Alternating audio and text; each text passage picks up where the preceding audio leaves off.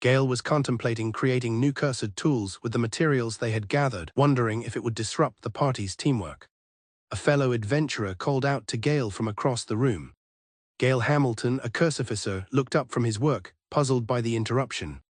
His party member bluntly informed Gail that they were ending his contract, leaving him utterly surprised. The adventurer declared that as of today, Gail was booted from the Wolfpack. Gail could only stare in disbelief, unable to comprehend what was happening. The rest of the party, including a hooded woman, looked on as their leader made the announcement. Gail was still trying to understand the situation. Cash yelled at him to listen. The Holy Knight Cash Bilbor angrily repeated that Gail was fired. Gail, still processing the shock, asked why. Another party member marked Gail's pitiful expression. Fighter Melissa, Black Mage Norris and Bandit Luke all taunted Gail, who looked completely lost. Gail exclaimed in protest, questioning the suddenness of it all. Cash questioned his surprise. Gail confirmed that he had no idea why he was being fired. Gail reflected on the 3 years he'd spent with the party, believing he had been contributing his fair share. Cash called him dull and clueless. Cash belittled Gail's abilities, stating that his only contribution was debuffing monsters with cursed items, calling his class the worst. To add insult to injury, Cash pointed out that Gail was the lowest-level member of the party, causing Gail to clench his fist in frustration. Gail argued that while his class wasn't the best, his items had helped them through many quests. He insisted that not everything he made was a consumable. As proof, he presented a cursed necklace with a passive effect, but the others recoiled in horror, telling him to put the gross thing away. Cash stared at him intently. Cash shut him down, declaring that as S-rank adventurers, they no longer required his cursed tools. Cash introduced the new support mage, Maura. The rest of the party eagerly welcomed Maura, commenting on how pretty she was. Cash then condescendingly asked Gail if he understood now. Cash delivered the final blow, telling Gail they simply did not need him anymore. Onlookers whispered about the situation, calling Gail a poor guy, but understanding why an S-rank party would drop a low-level member. Gail was left utterly speechless and devastated. Gail desperately begged for just one more chance. He tried to explain that he had powerful cursed tools he hadn't used to avoid disrupting the party's synergy. The other party members looked on with cold indifference. Gail asked if Cash wasn't worried he might be making a mistake. Cash replied with a blunt "not at all." Gail reflected that all he had ever done was support them. Tears welled up in his eyes as he processed the betrayal. He recalled that while his role wasn't flashy, he was always glad just to complete quests with his friends. He had even thought he would be with the Wolfpack forever. Cash mockingly suggested Gail give up adventuring and open a cursed tool store instead. Melissa chimed in, saying his strange designs would surely attract a lot of weirdos. Norris added that he would be sure to advertise Gail's catastrophic sense of style. Luke offered a half-hearted comment that he, for one, didn't hate Gail.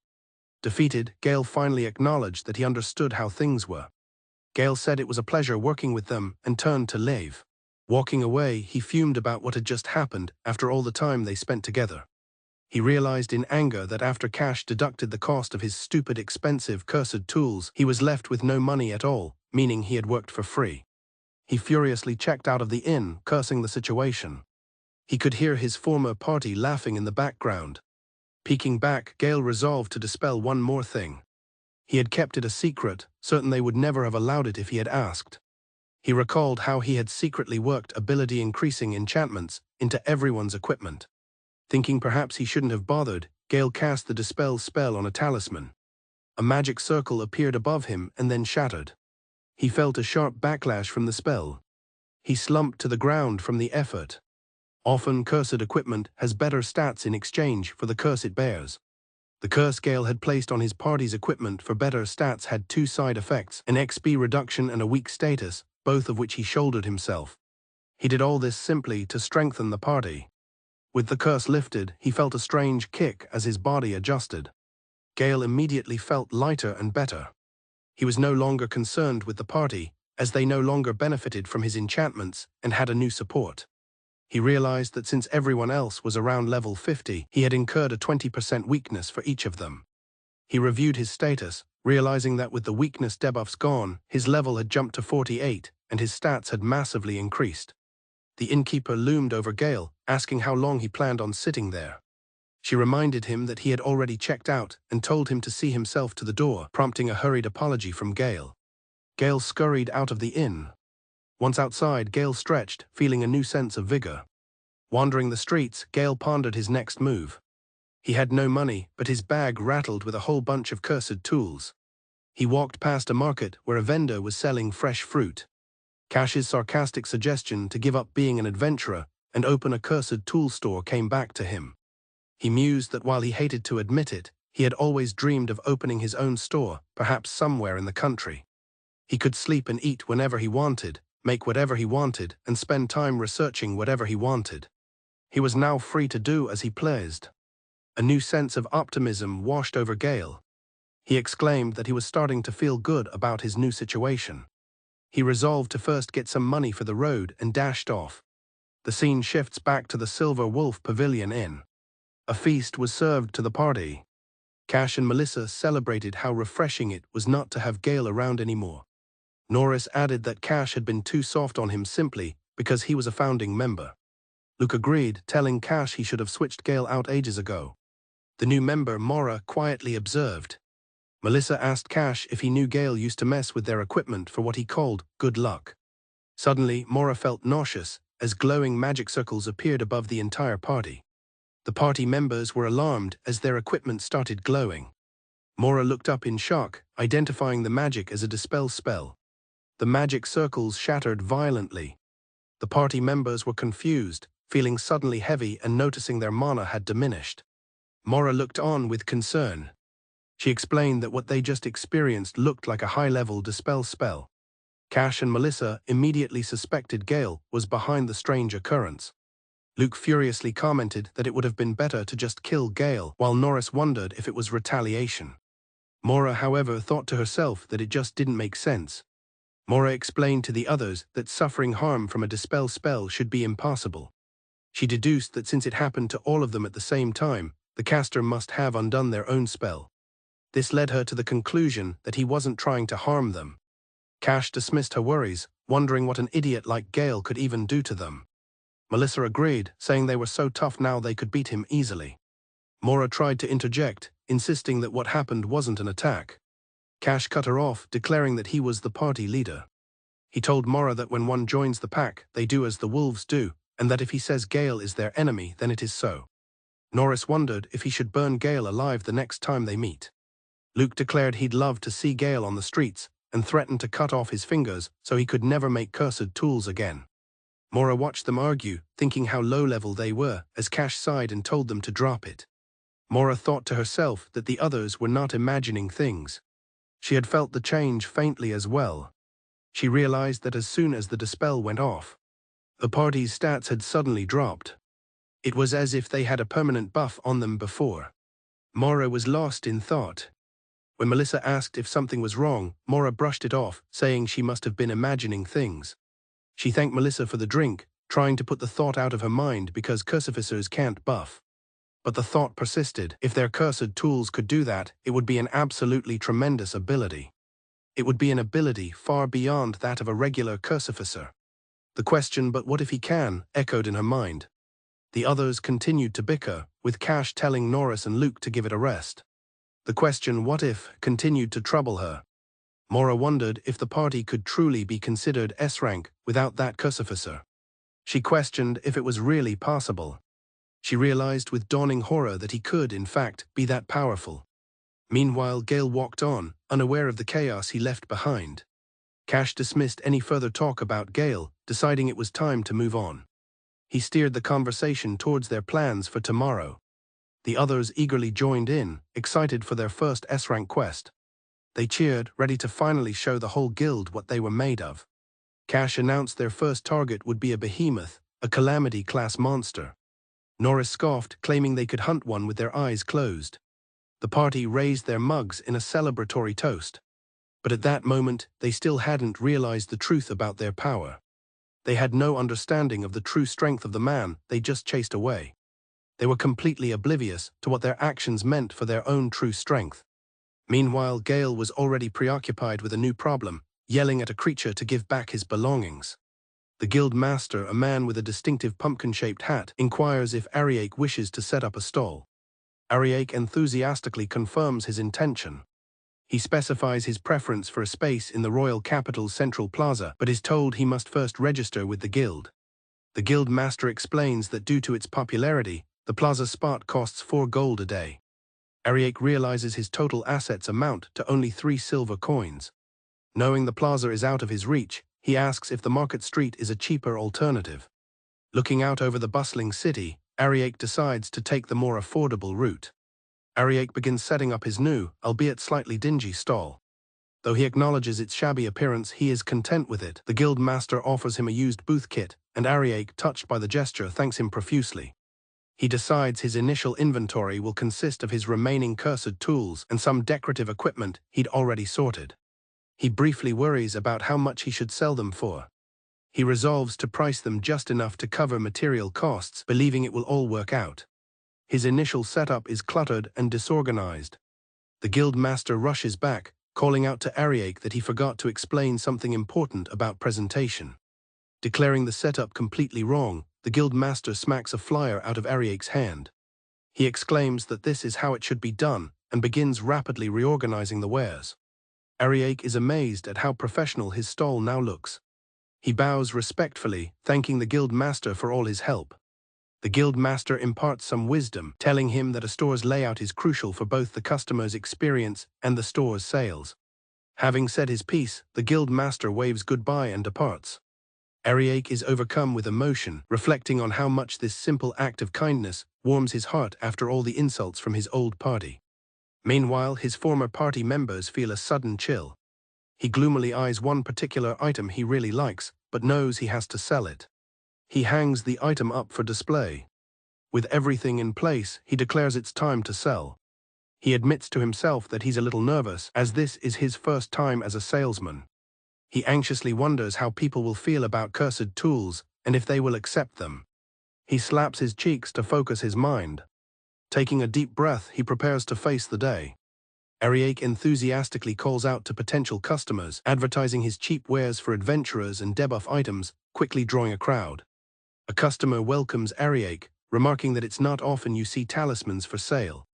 Another adventurer questions the practicality of cursed tools, suggesting a mage with debuffs would be better. Ariake counters that cursed tools have their own advantages, such as not consuming mana and being usable by anyone. He concludes that for these reasons, there's a definite demand for them from some adventurers, which seems to convince the group. A customer expresses disbelief at the low price of 5 copper for deadly poison, and Ariake warmly recommends it. Ariake explains that the materials cost him almost nothing, so he's mainly charging for his labor. He proudly presents his large selection of status-applying cursed tools and other items that can debuff. A man decides that even though he doesn't know how well they work, he'll buy some since they're so cheap. The customer notices a unique-looking short sword in a barrel and asks what it is. Ariake explains that the enchanted short sword lowers the user's agility but applies an armor reduction effect to monsters. He adds that it also has a secondary effect of increasing all other stats by 10%. Finally, Ariake reveals that the sword is cursed, shocking the customer. The customer asks for clarification, wanting to confirm if Ariake said the sword was cursed. Scratching his head, the man seems exasperated. He points out that while honesty is good, no one is going to buy a cursed item, a point Ariake nervously concedes. Ariake quickly changes tactics, enthusiastically promoting the sword's cool handle and its potential as interior design. The customer considers the sword as a piece of interior design. He admits that while the design is grotesque, he doesn't hate it. He decides to buy it, planning to hang it in his home to ward off evil spirits. As a gesture of goodwill, Ariake gives him 3 Dispel talismans as a free gift, which the customer appreciates. Ariake smiles, thinking about how his strategy of explaining the curse and providing a dispel method is working. He remembers selling an enchanted necklace that boosts stats by 50%, but also curses the wearer, which the customer loved for its grotesque design. He also sold enchanted boots that increase agility by 150% along with a curse, which the buyers plan to make their slave wear. An enchanted bowgun with a 30% stat boost and perfect aim was purchased by a man for the annual hunting festival. Ariake suddenly realizes his mistake. He gave that customer 5 dispels for an item he'll only use once a year. When a customer asks about a cursed tool, Ariake begins to explain. He recalls the legends of a hero whose berserker companion demonstrated the incredible power of cursed equipment. He knows the word curse scares people, which is why he always sells his items with free dispel talismans after explaining both the curse and its powerful buffs. A crowd gathers around his stall, drawn by rumors of free dispel talismans with any purchase. He shouts out his offer again, advertising cursed equipment for sale, with each purchase including free dispel talismans. At the end of the day, his stall is completely empty. Ariake is overjoyed, exclaiming that everything sold and his bag is now light. He reflects on his diverse customers, particularly one enthusiastic death metallic fan, and supposes that everyone perceives cursed tools differently. As he packs up, Ariake hears a commotion and turns around, puzzled. A crowd of people rushes up, demanding to know if this is the place selling items with dispel talismans, and if any are left. Ariake has to tell them he's sold out. The entire crowd collapses in disappointment, leaving Ariake speechless. It dawns on him that the dispel talismans were far more popular than he ever anticipated.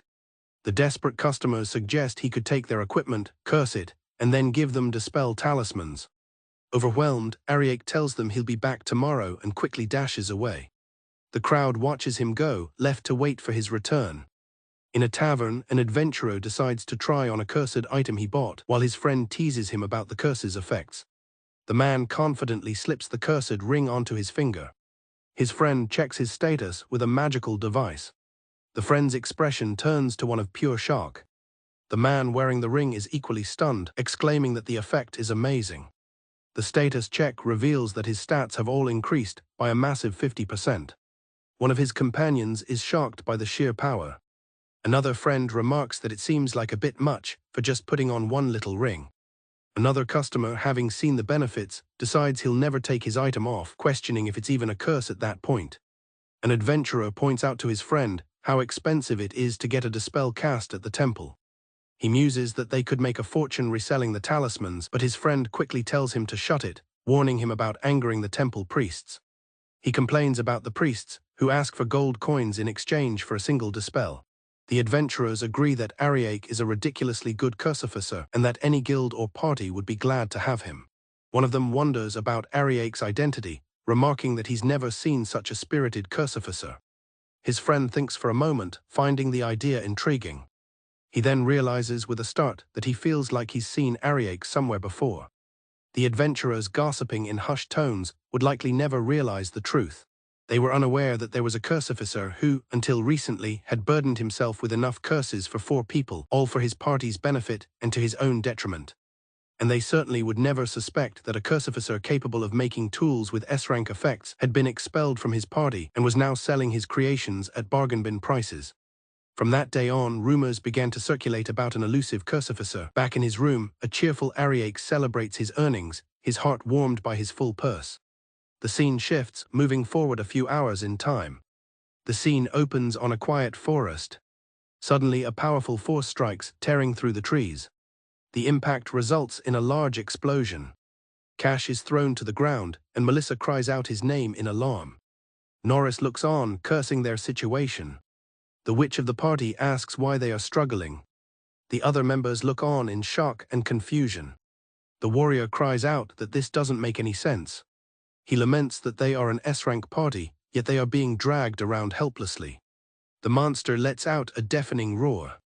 Facing the towering beast, the warrior questions why their party is unable to defeat it. In a simple room, Ariake sits at a desk, thoughtfully composing a letter for the person who would take his place. One of the party members expresses doubt about taking on an S-rank quest with a new recruit. Cash dismisses the concern, vouching for the newbie's reputation and his own judgment in scouting her. The party members express their confidence in their new support mage, Maura, who smiles, feeling the pressure. Cash observes their opponent with a stern look. One of the party members eagerly declares the ogre a perfect target for a warm-up. The hulking ogre emerges from the trees, ready to confront the adventurers. Cash roars in frustration as the fight immediately goes awry. The party engages the roaring ogre, but their coordination is already falling apart. The archer fires his bow, but the arrows fly erratically. The swordswoman is forced to evade the archer's friendly fire, exclaiming in surprise. The swordswoman yells at the archer for his poor aim, while he complains that he can't control his shots. She dismisses the ogre as a weak opponent, telling her companions to get it together. Before she can finish her sentence, the ogre strikes her with immense force. The archer is also incapacitated, and Cash grits his teeth in frustration. Cash yells at the party's mage, Norris, demanding to know how much longer he plans on chanting. Norris struggles to complete his spell, asking for just another moment. He finally unleashes his magic, but it's only a tiny, harmless pop of flame. A fellow party member looks on in disgust, exclaiming that such a weak spell won't even tickle the ogre. Cash grunts in frustration as the battle continues to go poorly. The ogre raises its club to smash a downed Cash. Maura casts an evasion spell, yanking Cash to safety just as the ogre's attack lands. Maura rushes to Cash's side, asking if he's all right. Instead of thanking her, Cash angrily demands that Maura cast buffs on the party. Maura retorts that she has been casting buffs on all of them. She emphasizes that she's been doing it this whole time, pointing to the magic circles under each party member. She angrily declares that she's almost out of mana from supporting them. In a fit of frustration, Maura slams her staff on the ground. Maura gathers her remaining energy, casting a powerful buffing spell that envelops her in light. The powerful magic flows into Cash, enhancing his abilities. Maura announces that she has doubled their stats and tells them to hurry and finish the fight. Empowered and overconfident, Cash rushes toward the ogre, vowing to crush it. Cash confidently tells the ogre to prepare to die. The ogre seems to be playing with him as Cash swings his sword. With a triumphant yell, Cash believes he has landed a fatal blow. The ogre effortlessly grabs the blade of Cash's sword. While holding the blade, the ogre casually picks its nose, asking if they want to play. Cash cries out in disbelief, unable to comprehend how his attack was stopped. The ogre casually tosses the party members away. Cash hits the ground hard after being thrown.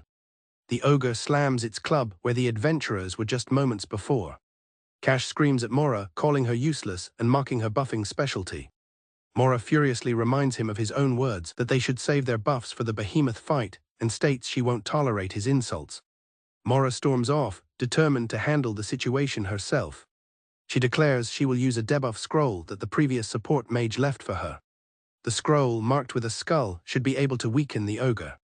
Cash grabs her arm, forbidding her from using what he identifies as one of Gail's cursed items. Cash claims there's no way one of Gail's cursed items will have any effect.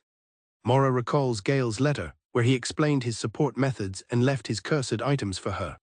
Furious at the contradiction, Maura begins to question Cash. She asks why Gail would have told her about their reliance on his debuffs if his items were truly useless. Disgusted, Maura drops the scroll and turns away. Cash glares after her, stating that this is Gail's doing. He pieces it together, blaming a curse from Gail's magic circle for their struggles.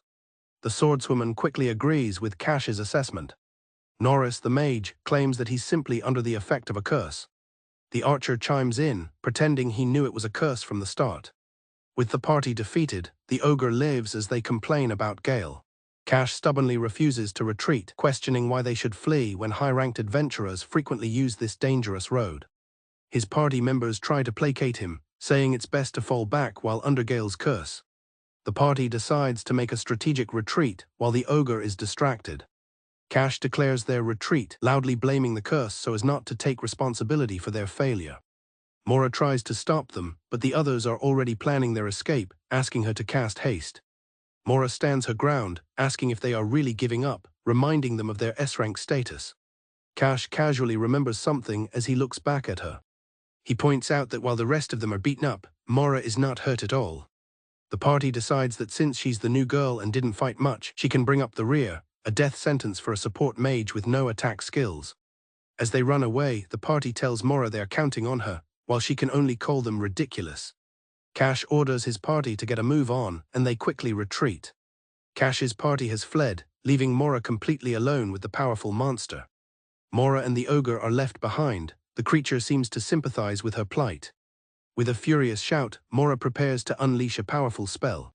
She activates one of the cursed scrolls Gail left for her, causing it to shine with magical energy. A huge cloud of dust and magical energy erupts in the clearing. Maura screams in frustration, unleashing an unbelievable amount of power. The force of the attack sends the ogre crashing through the distant trees. The party has fled to a distant hill far from the fight. Cash groans in frustration and exhaustion. The party members catch their breath, complaining about their near-death experience and lost equipment. They complain about how bad it feels to be beaten by an ogre, then shift the blame to the useless new girl, Maura. The party members acknowledge that something is wrong, as they are far too tired from just a short run and should have been able to defeat the ogre. Cash agrees, stating that the reason for their failure is clear. The swordswoman declares it's all Maura's fault, blaming her for distracting them by waving her large chest around.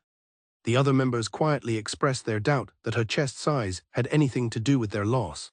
The robed mage points out that their performance was poor even before Maura's support magic. The archer insults the mage's slow and weak spellcasting in return. Cash once again concludes that Gail is to blame for everything. As the party plots their revenge against Gail, Maura finally catches up to them. Cash calls out to the approaching figure. Maura appears exhausted, as Cash sarcastically congratulates her on losing the ogre. He then notices something being dragged behind her. He looks closer and is shocked to see she has brought the defeated ogre with her. The scene shifts to a lively market, filled with chattering people. Ariake strolls through the market, humming happily. He smiles, thinking to himself how much fun running a stall can be. Ariake wishes he could expand his customer base beyond just adventurers. He notes that while many ordinary people look at his unusual items, they rarely make a purchase. His business thrives on adventurers who are specifically looking for his Dispel talismans, and he is now completely sold out. A sudden rattling noise makes him turn around. The guild master greets Ariake and asks how business is going. Ariake cheerfully replies that it's going well and that he's considering a new spot for his stall. The guild master tells Ariake that he has something to discuss regarding that. The new location is right in the nobles' district. The stall is located in a prime spot on a street leading into the district. Ariake considers his new target audience, noting that nobles value decorative appeal and lead fashion trends. He believes that if nobles find his interior pieces to their liking, his business will boom. He imagines his tastes becoming the height of fashion, with nobles clamoring for his designs. He even dreams of receiving a commission to design for the royal castle. He also recalls an adventurer with unsettling, bloodshot eyes at his old stall and is glad he won't have to see them again. He remembers how unnerving it was to be stared down like that. He dismisses the thought, deciding there's no need to worry about it anymore. With renewed determination, Ariake prepares to open his new stall. Ariake welcomes customers to his new stall. Unbeknownst to him, a mysterious blonde woman is observing him from a nearby alley. A hooded Maura impatiently asks what took her former party so long. The party members mock her, with one woman suggesting her chest slowed her down, while the leader Cash asks if they should depart. Maura angrily asks what they are talking about. Cash looks on with a grim expression. The cursed tool's effect fades, and the ogre reverts to its original, enormous size, shocking the party. Maura angrily asks how they could have expected her to lose him. Cash retorts that it was her job to handle the rear and that she needs to deal with it herself as he runs off. The party flinches in fear as the ogre takes a heavy step forward. As they argue, one member suggests offering the women to the ogre, but the others shove him forward instead. Realizing their predicament, the party decides to run for their lives. The abandoned ogre looks on sadly, clarifying that it is, in fact, a vegetarian. 4 days pass and the scene shifts to an inn. The disheveled party members are collapsed at a table, completely worn out. Melissa complains that she needs water and a bath. They lament getting lost while running away, while a nearby patron recoils from their terrible smell. The innkeeper points out the sorry state of the party to Maura, who indifferently states they brought it upon themselves. From across the room, one of the party members belligerently calls for the innkeeper. The man complains about the terrible service, demanding water or towels. Cash slams his empty mug on the table in frustration. The innkeeper slams a single glass of water on the counter, telling them she isn't running a charity. The party is furious with the treatment, demanding to know who she thinks they are. The innkeeper retorts that they are people who don't pay their bills, causing Cash and another member to grit their teeth in anger. She sternly asks what they just said, ready for a confrontation. The innkeeper explains that their advance payment has run out, and they must leave after finishing their water. Cash puffs his chest, declaring their S-rank status, but the innkeeper simply holds out her hand, demanding payment for the extra day. Cash is left speechless, clutching his empty coin purse.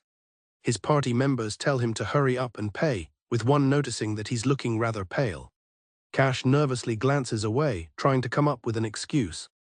Melissa needed beauty treatments for her injuries and bought a new short sword. Another member needed his gauntlets repaired, while the mage had lost his grimoire and wand. Cash's own custom greatsword was completely ruined during the ogre fight. The truth is that the entire party, the Wolfpack, is completely broke. The innkeeper looks on expectantly, asking for their decision. The party is cornered, unable to pay the 5 or 6 silver required. Melissa complains that she is still thirsty. She swipes the glass of water and drinks it all, to the shock and anger of her party members. Unfazed by the drama, Maura calmly orders an ale and something to eat from the innkeeper. Maura stares at her former party and asks what they are looking at. They call her shameless for not contributing to the common purse, declaring the situation a pickle. Maura states that the money is hers and reminds them of their promise that shared funds would come from the quest reward. The party sheepishly recalls their earlier confidence when they assumed the massive reward from the S-rank quest would cover everything. Cash laughs it off, claiming their promise was contingent on actually completing the quest. Melissa leans on Maura's shoulder, telling her to listen. She grabs Maura, aggressively stating that what's hers belongs to the party. The others join in, echoing a mantra of one for all and one wallet for all as they try to take her money pouch. The party members gloat over the money they've taken, remarking that support mages must be big earners. Maura seethes with anger. She mutters that she's going to beat the crap out of all of them, but Cash dismisses her threat. He tells her to relax, marking that as a support mage, even a mosquito bite would be a challenge for her. He finishes his taunt by saying a punch from her would hurt her own fists more than it would hurt him. Fed up, Maura unleashes a powerful punch, striking Cash squarely in the face. The other party members look on in stunned disbelief. Cash staggers back, blood flying from his mouth. Another party member cries out in alarm as Maura is sent crashing into a barrel. Enraged, Melissa grabs a stool, screaming that Maura is getting carried away. Melissa smashes the wooden stool to pieces. She realizes in confusion that she only managed to hit Maura's cape. Maura, having shed her cloak, appears behind Melissa in a flash. With a furious cry, Maura slaps Melissa hard across the face. The other party members nervously try to calm the enraged Maura down. Her hair flying wildly, Maura furiously tells them to shut up, calling them worms. The other 2 members advance, warning her that she will suffer if she doesn't stop. A magic circle glows brightly at Maura's feet. The magic sends the 2 men flying into the air. Maura leaps high into the air, positioning herself above her opponents. She comes down with immense force, crushing both men under her feet. The other patrons of the inn stare in wide-eyed shock at the display of power. Maura lets out a sigh of relief, feeling refreshed. She walks over to the innkeeper, apologizing for the mess and offering to pay for the damages. The innkeeper tells her not to worry, glad that she cleaned the place up. Maura then remembers one last thing she has to do. Smiling down at the unconscious forms of her former party, she cheerfully announces that this is her resignation. A well-dressed noblewoman browses Ariake's stall, commenting on his truly eccentric antiques. She points out a strange but interesting lamp, which Ariake cheerfully explains is a basilisk lamp. The butler identifies it as a cursed lantern, and Ariake praises the lady's discerning taste. The noblewoman is shocked to hear the item is cursed, while Ariake is surprised by her reaction. The butler steps forward, telling his lady to leave this to him. The butler berates Ariake for trying to sell a cursed item to such a high-class lady, but Ariake nervously denies it. The butler insists the piece is merely for decoration and demands a detailed explanation. After his explanation, Ariake sighs in relief, noting that nobles are a different breed. Ariake explains the lamp has a charm effect, and the noblewoman, far from being deterred, instructs her butler to pay handsomely for it. He notes that while his handmade equipment isn't selling, his other items are doing well. Having sold quite a bit, Ariake decides it is about time to close up shop for the day. He muses that the usual reaction to his cursed items is revulsion and accusations of trying to curse people. Ariake reflects that while people find his goods interesting, no one has ever said they actually like them. He holds one of his items and begins to question his own tastes. Suddenly a voice calls out, asking if he is closing up. Ariake turns to see who is calling him. A young woman with blonde hair tied in a ponytail approaches his stall. Ariake sizes up the newcomer, thinking she might be a noble in disguise due to her plain clothes. He glances to the side, noticing something else. An armored figure is peeking at them from behind a corner. The young woman thoughtfully examines his wares. Ariake admits to himself that the designs are all weird. To his surprise, the woman turns to him with a radiant smile and declares that she loves stuff just like this. The woman picks up a ring and exclaims how cute it is, much to Ariake's surprise. He's shocked, realizing this is the first time someone has complimented his designs. A huge, emotional smile spreads across his face. He enthusiastically agrees with her, saying she must have a great eye to have picked that ring. The armored woman watches, noting that the girl is a noble in disguise. Ariake decides not to ruin her day by being too formal. He offers her a discount since he is about to pack up, and she asks if he's serious. The woman laughs, admitting she actually left her wallet in the palace. She winks, clarifying that she left it at her place and doesn't have much on her. Ariake insists that whatever she has is fine and she should pay what she wants. He tells her to think of it as a reward for being the first customer to compliment his designs, though he notes to himself that he has no regulars. She cheerfully agrees and places a coin in his hand. He looks down at his hand and sees a large gold coin. He's shocked that she was just walking around with such a valuable coin. He calls out for her to hold up as she starts to walk away. She just grins and waves, holding up her new ring. Ariake waves back, thinking about how cute she is. He then shudders, feeling an intense stare. He sees the armored figure from before, glaring at him with contempt. Ariake realizes with a start that he forgot to explain what the ring does and give her some dispel talismans. He whirls around, wondering where she went. The street is empty, she's nowhere to be found. He collapses in despair, wondering what he should do. He then recalls that the ring is just a cursed commemorative band, and its curse isn't particularly dangerous. He remembers the curse's effects, a 200% defense boost and instant kill resistance, but the wearer is unable to remove it. He concludes that since she's apparently loaded, she can have the curse removed at a temple, and he can apologize if he sees her again. A dreadful thought occurs to him as he wonders if, when she said palace, she didn't mean the actual palace. The blonde woman yelps as she is suddenly pulled into an alleyway. Her captor, the armored woman, tells her to watch her hands and demands to be let go. Another armored attendant appears, asking if they have her, and receives confirmation.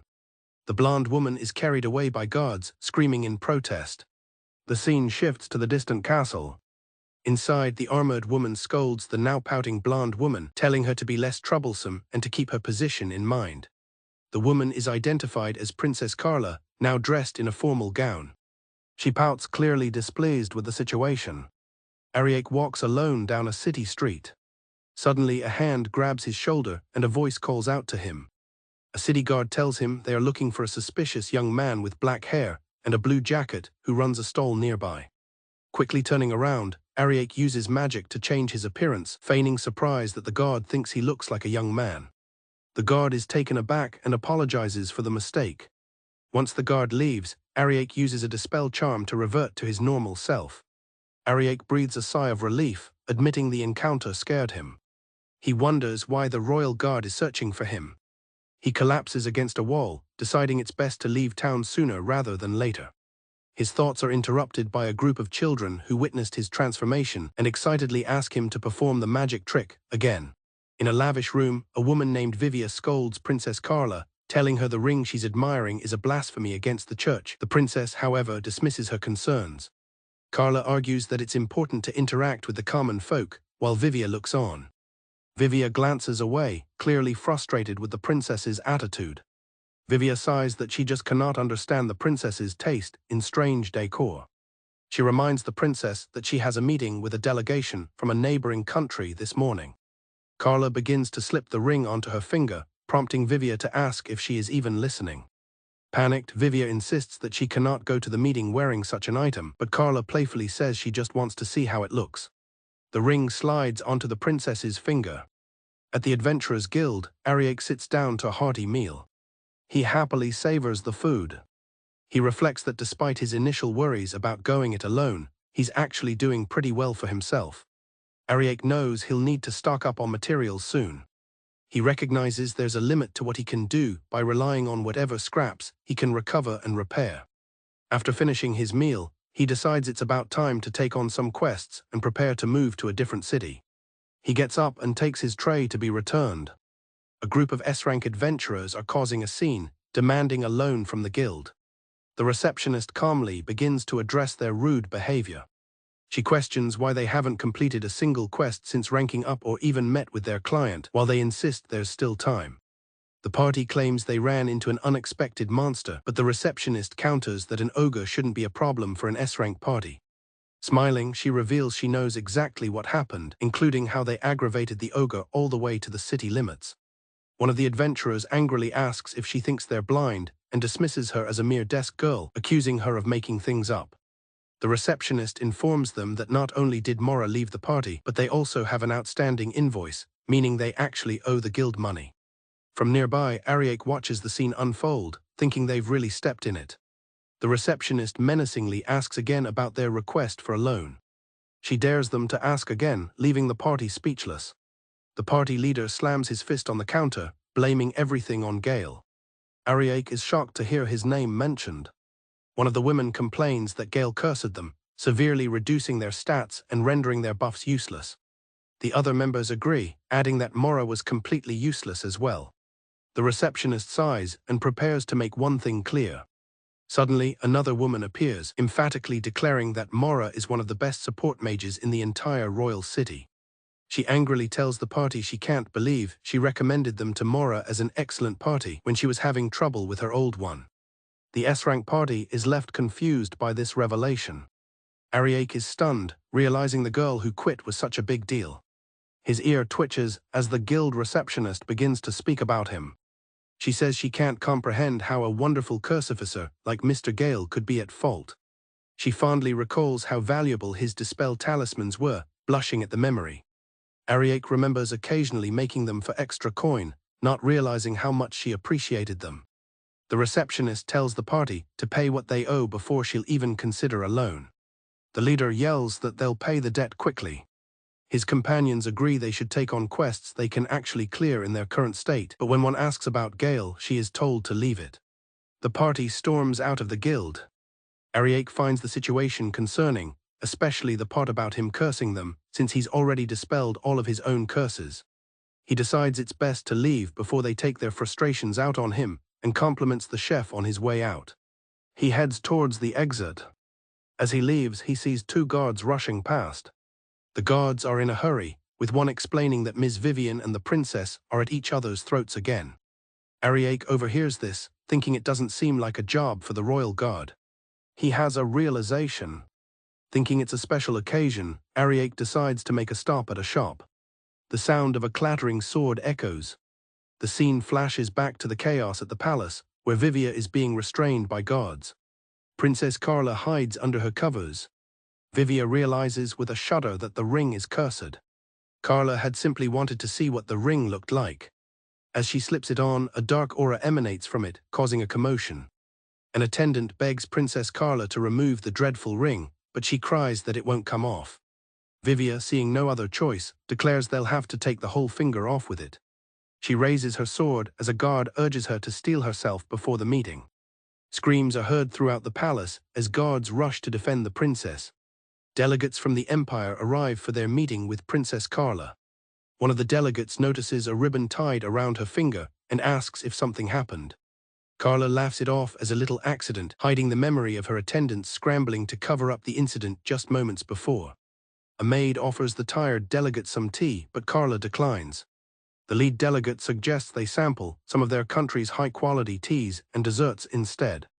They've brought a large crate of them, much to the princess's delight. The desserts are a trap, as the delegates reveal themselves to be assassins armed with crossbows. The lead assassin assures the princess that the poison is instant, and she won't feel a thing. Vivia yells that they're under attack, and the princess looks on in shock. The guards rush to protect the princess. The assassins fire their poisoned bolts, believing it's too late. As the bolts fly towards her, Princess Carla screams. However, the projectiles are all deflected, clanging harmlessly against an unseen force surrounding her. The assassins are stunned that their attack failed. Vivia and the princess are equally confused by what just happened. The assassins try again, firing another volley, but the bolts are once more deflected. The lead assassin stares in disbelief, wondering why their attack isn't working. A mysterious dark barrier has formed around the princess, protecting her. Looking at the ring on her finger, she realizes it might be the work of the young man who sold it to her, the first person to ever compliment her taste. Vivia orders the guards to charge and arrest the assassins. She rushes to the princess's side, asking if she's harmed, and Carla reassures her that she's fine. Vivia still doesn't understand why the assassins would pretend to be from the Empire. One of the assassins suggests they retreat somewhere safe for the time being. In the Hall of the Stars, Priest Bishop Uriel and Appraiser Arizel are shocked by what they see. The princess asks them how it looks, and they assure her it's not a bad item. Uriel explains that it's of such high quality that its maker must be a true master of the cursed arts, though dispelling the curse won't be a problem. Vivia explains the complex nature of the ring's curse, which maximizes a positive effect while eliminating the usual debuff, leaving the princess confused. Uriel adds that there's more to it. He allows Appraiser Arizel to take over the explanation. Arizel examines the ring closely, revealing that it not only triples the wearer's defense, but also grants instant kill resistance. The princess and Vivia try to process the meaning of this revelation. Arizel declares that the ring is a cursed relic class item. He is overcome with emotion, never having expected to see such a marvelous cursed item at his age. Vivia, however, is less impressed, and tells him to stop holding the princess's hand for so long.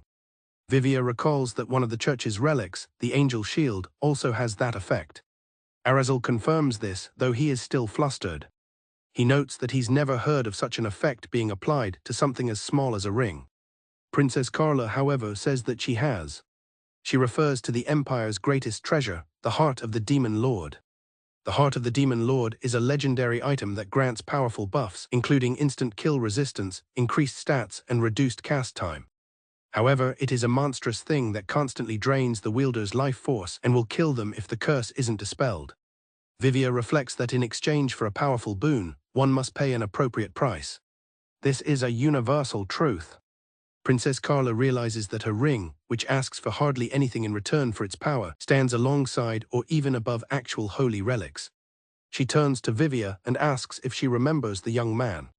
Vivia confirms she remembers what he looked like. She gasps as she realizes what the princess is thinking. Vivia eagerly asks if the princess wants her to find the man and cut him to ribbons, calling it a wonderful idea. But Carla clarifies that she wants Vivia to bring him to her so she can thank him. She acknowledges the ring may be cursed, but it saved her life and she wants to see him again. Ariake tries on his new gear, feeling pleased with the custom-made, practical outfit. The tough clothes, boots, and a cape with hidden pockets for his cursed tools make him feel ready for his new life. With his cursed tools and a dagger packed, Ariake feels he has everything he truly needs for the road ahead. He decides it's finally time to head out. He takes one last look over the capital as its residents begin their day. As he walks through the quiet morning alleys, Ariake reflects that this might be his last time seeing the royal capital. A strange shiver runs down his spine, and he turns to see what's going on. He spots someone shivering in a nearby alley and wonders who it could be. A group of people bicker amongst themselves, complaining about the cold and their circumstances. Ariake thinks for a second that he recognizes the group of four, but finds it hard to believe. He quickly dismisses the thought, deciding there is no way it could be them. While grabbing a quick bite at the market, Ariake overhears a call for more men. He's suddenly jostled by guards rushing past, who seem to think the existing forces at the castle gates are insufficient. He's surprised to see the royal knights mobilized. Even the capital army is present, leaving him to wonder what is happening. Distracted by the commotion, he accidentally bumps into a notice posted on a wall. The notice is a wanted poster for a dirty-looking teen with black hair, seen selling tasteless accessories. Nearby guards discuss how the capital army is watching the city, determined not to let a single fly escape.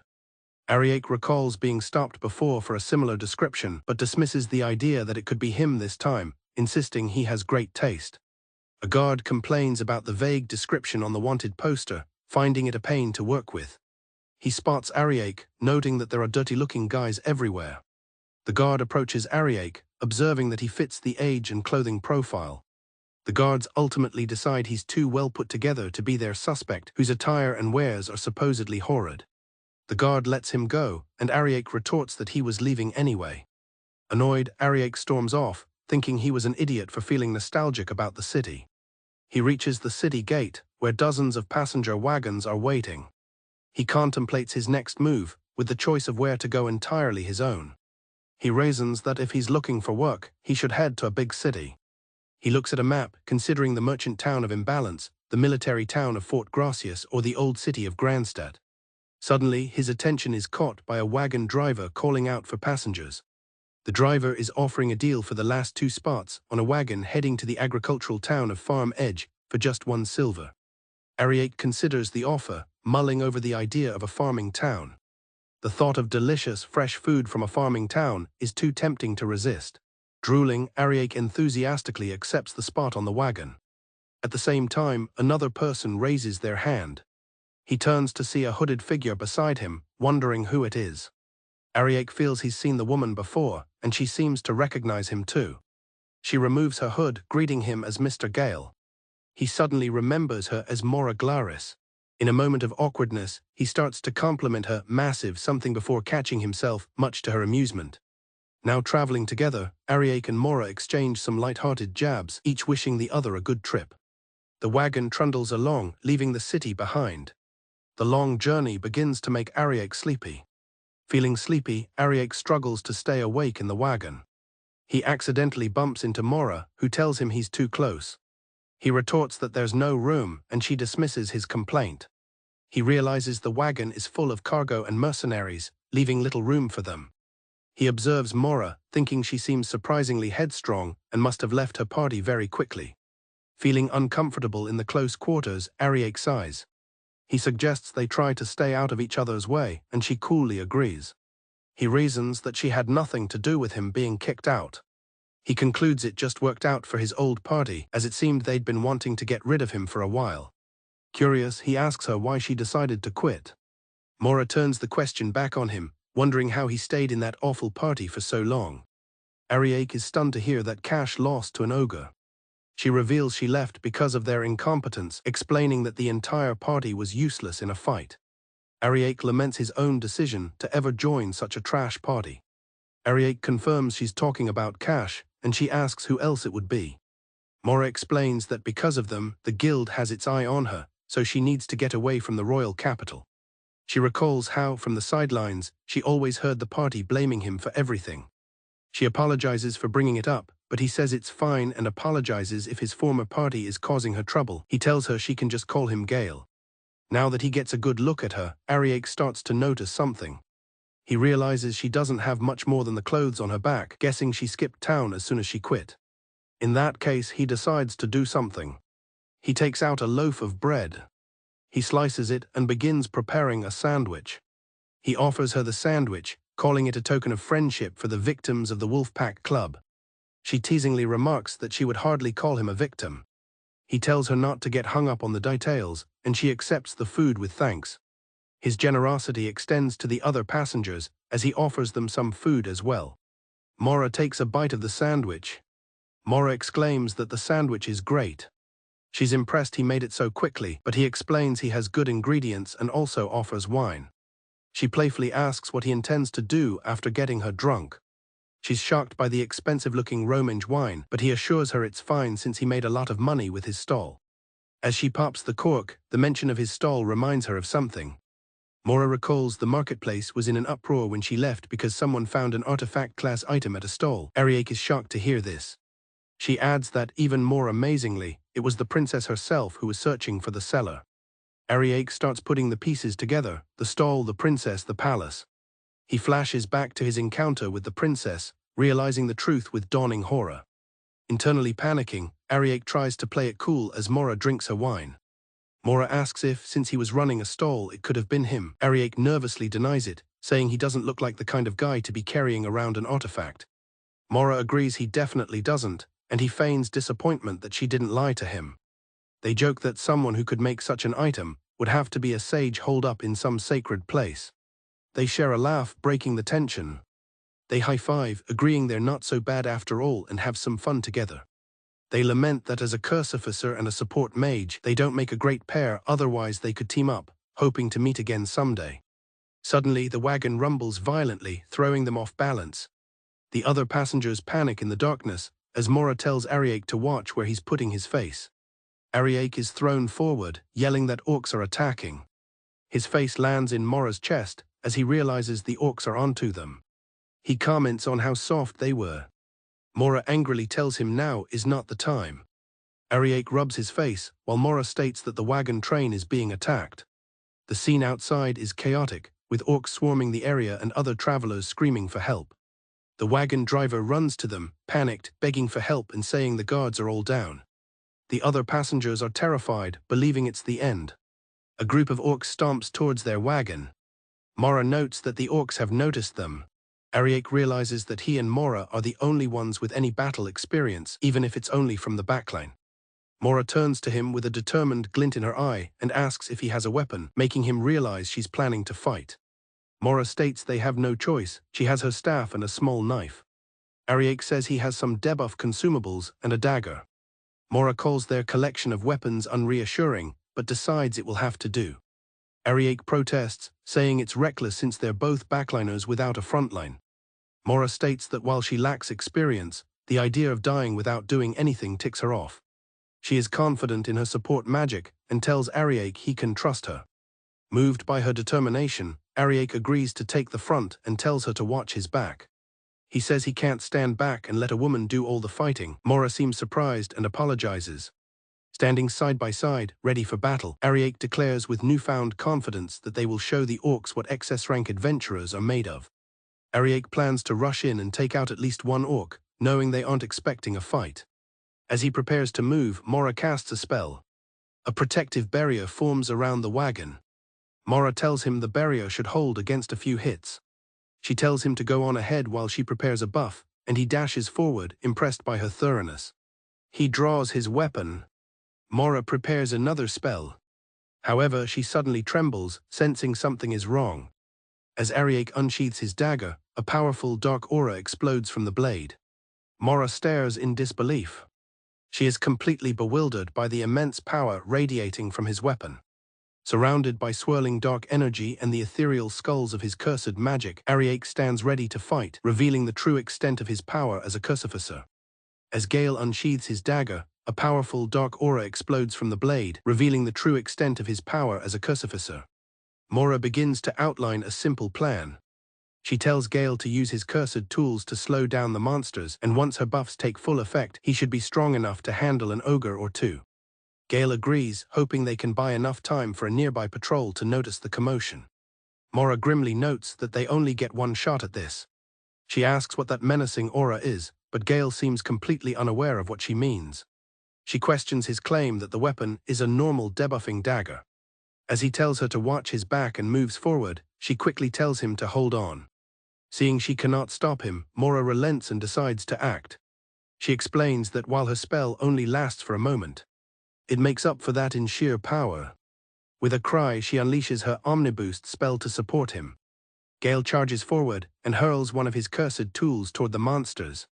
As the runed planks sail through the air, he confirms his aim and distance are good. The tool lands perfectly and he cheers for his bullseye. The cursed item's magic begins to activate on the ground.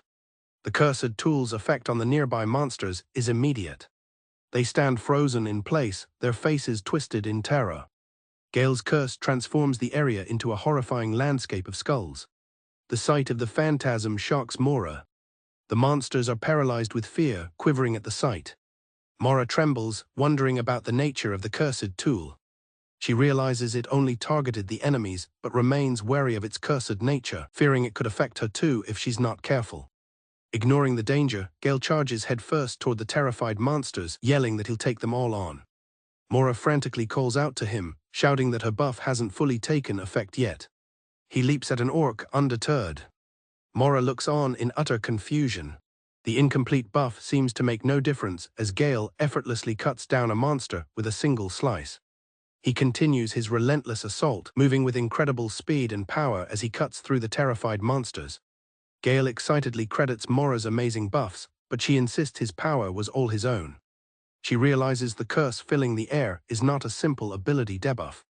She identifies its potent effects as fear, reduced defense and paralysis, having never heard of such a powerful consumable. Maura's astonishment grows as she examines Gail's dagger. She can see it has at least 2 passive buffs, ignore defense and detection interference. She finds it ridiculous that he calls a legendary class magic dagger normal. Gail remains completely oblivious to his weapon's true power. Suddenly, Maura's spell finally takes full effect, buffing all of Gail's stats. He is ecstatic, marveling at what it feels like to be buffed by a top-rank support mage. Feeling invincible with the powerful buff, he dashes back into the fight, while Maura mutters that he seemed to be doing just fine before. The buff wears off almost immediately, and Gail's stats return to normal. Maura panics, realizing she was so distracted she let the buff run out, and quickly apologizes to Gail. He laughs maniacally, boasting that with their combined might, no one can stand against them, leaving a confused Maura to question his bizarre behavior. Just as Gail is about to finish off the last monster, a new, larger wave of them looms before him. He is caught completely by surprise, wondering where they came from. Thinking fast, Gail immediately counters by flinging more of his cursed tools at the new arrivals. The items shatter upon impact. The curse's debilitating magic spreads over the group. The new monsters are completely immobilized. Gail is amazed, thinking he only applied a slow debuff. He incorrectly assumes that thanks to her buff, they look completely frozen. Maura exasperatedly tries to correct Gail, telling him their speed was reduced by 90%, which is far more than a simple slow. He prepares to finish off the final, immobilized enemy. With a determined look, Gail lunges forward to deliver the final blow. She stands before him, now surrounded by a dark, powerful aura of her own. As Gail strikes, his blow is unexpectedly blocked by Maura. Maura's newfound power obliterates the final monster instantly. She stares in shock, realizing she has unlocked an instackle ability. She knows it's an ultra-rare ability, not a simple enchantment. Gail is left wondering what in the world just happened. An ecstatic Gail celebrates their victory. A flustered Maura can only offer a quiet, hesitant agreement. He grabs her and spins her around in a dance, giving all the credit to her phenomenal support magic. The other travelers emerge from the wagon, relieved and safe. The grateful people approach their saviors. Later that night, under the stars, Gail starts a conversation with Maura. Gail confesses that this was his first real toe-to-toe battle, and that he was honestly terrified. Maura finds this hard to believe. She asks about his time in Cash's party, but he explains he was there from the start. He clarifies that as a cursificer, his role was different. Maura insists Gail thinks too little of himself, but he feels his old party made the right call. She praises his various skills, calling him talented at everything, even making delicious dandelion coffee. He continues to deny it, calling himself useless in a fight, which makes her sigh in exasperation. Maura thanks Gail for the coffee and retires for the evening, and he wishes her a good night. The other travelers also enjoy the coffee he made. Gail watches them with a gentle smile. Lying down to rest, Maura reflects on Gail's praise, wondering if she is truly talented. She admits she has never thought of herself in that way. She believes that without her magic, they couldn't have one. Even so, she continues to ponder his words. She contrasts the recent fight with her time in her old, chaotic party. She realizes that, despite the danger, fighting those monsters actually felt good. Gail chuckles to himself. He smiles, thinking Maura is too nice. He looks over and sees she has fallen asleep, using his bag as a pillow. The next morning, their destination comes into view. Maura wakes a dozing Gail. He stirs and asks if they've arrived, and she confirms they have. He looks out to see their new home. Stepping out of the wagon, Gail and Maura run eagerly towards the gates of their destination, the town of Farm Edge. The wagon driver announces to his customers that they will be able to see their destination soon. Inside, Maura gently nudges a sleeping Gail to wake him. Startled, Gail asks if they have already arrived, and Maura confirms that they have. Having disembarked, Gail and Maura excitedly run towards the gates of their new destination, the agriculture city of Farm Edge. They arrive to find a sprawling rural landscape. Maura observes that it's a true agricultural county, with farmland and pastures in all directions, while Gail wishes the carriage hadn't stopped an hour from the border. Maura asks Gail what he plans to do now. He replies that he'll go to the guild, exchange ogre materials for money, and then casually look for quests. Gail expresses a desire to enjoy being alone for a while, but Maura suggests they go to the guild together, as she also wants to check for party recruitments. They make their way towards the Farm Edge Adventurers Guild. At the guild hall, Maura asks if he is seriously considering going alone, warning him it will be tough, but he assures her he will be fine. He then plucks a quest from the board for an undead extermination and asks Maura if she will help him. The paper reveals it is a difficult A-rank quest. Maura looks on in complete shock at his choice. Maura voices her concern, pointing out that since they are both support roles, it might not go as smoothly as their fight with the orcs. Gail confidently dismisses her worries, claiming such quests are his specialty, while she pleads for him to hold on. Their conversation is interrupted by a cheerful elf girl, who suddenly appears and asks if they are applying for a quest. Both Gail and Maura are startled by her sudden appearance. The elf girl gets close to Gail, who seems slightly puzzled by her intensity. She asks if they are newcomers, and Gail confirms they are from the royal capital and thinking of moving to the riverside area. She is delighted, explaining that the town's focus on agriculture means they have a shortage of adventurers. The elf girl explains that she was in trouble due to the lack of adventurers. Gail is immediately charmed, thinking to himself that she is cute. Maura, however, looks on with clear annoyance. When the girl asks if they are comrades, Gail clarifies they are just fellow travelers. Maura then steps forward to introduce herself as Maura, a support mage also from the royal capital. The elf girl is ecstatic to learn that Maura is a support mage. She then turns to Gail, guessing from his attire that he might be a thief. Gail corrects her, stating he's not a thief but a curse artificer. The revelation that he is a curse artificer leaves her stunned and speechless. He awkwardly explains that his main role is support, but he can handle some combat, admitting her reaction was expected. The girl quickly apologizes for seeming judgmental. The elf explains that artificers are rarely seen, so she was curious if there was a suitable job for him. Gail states his plan to complete a few local quests to get acquainted with the area.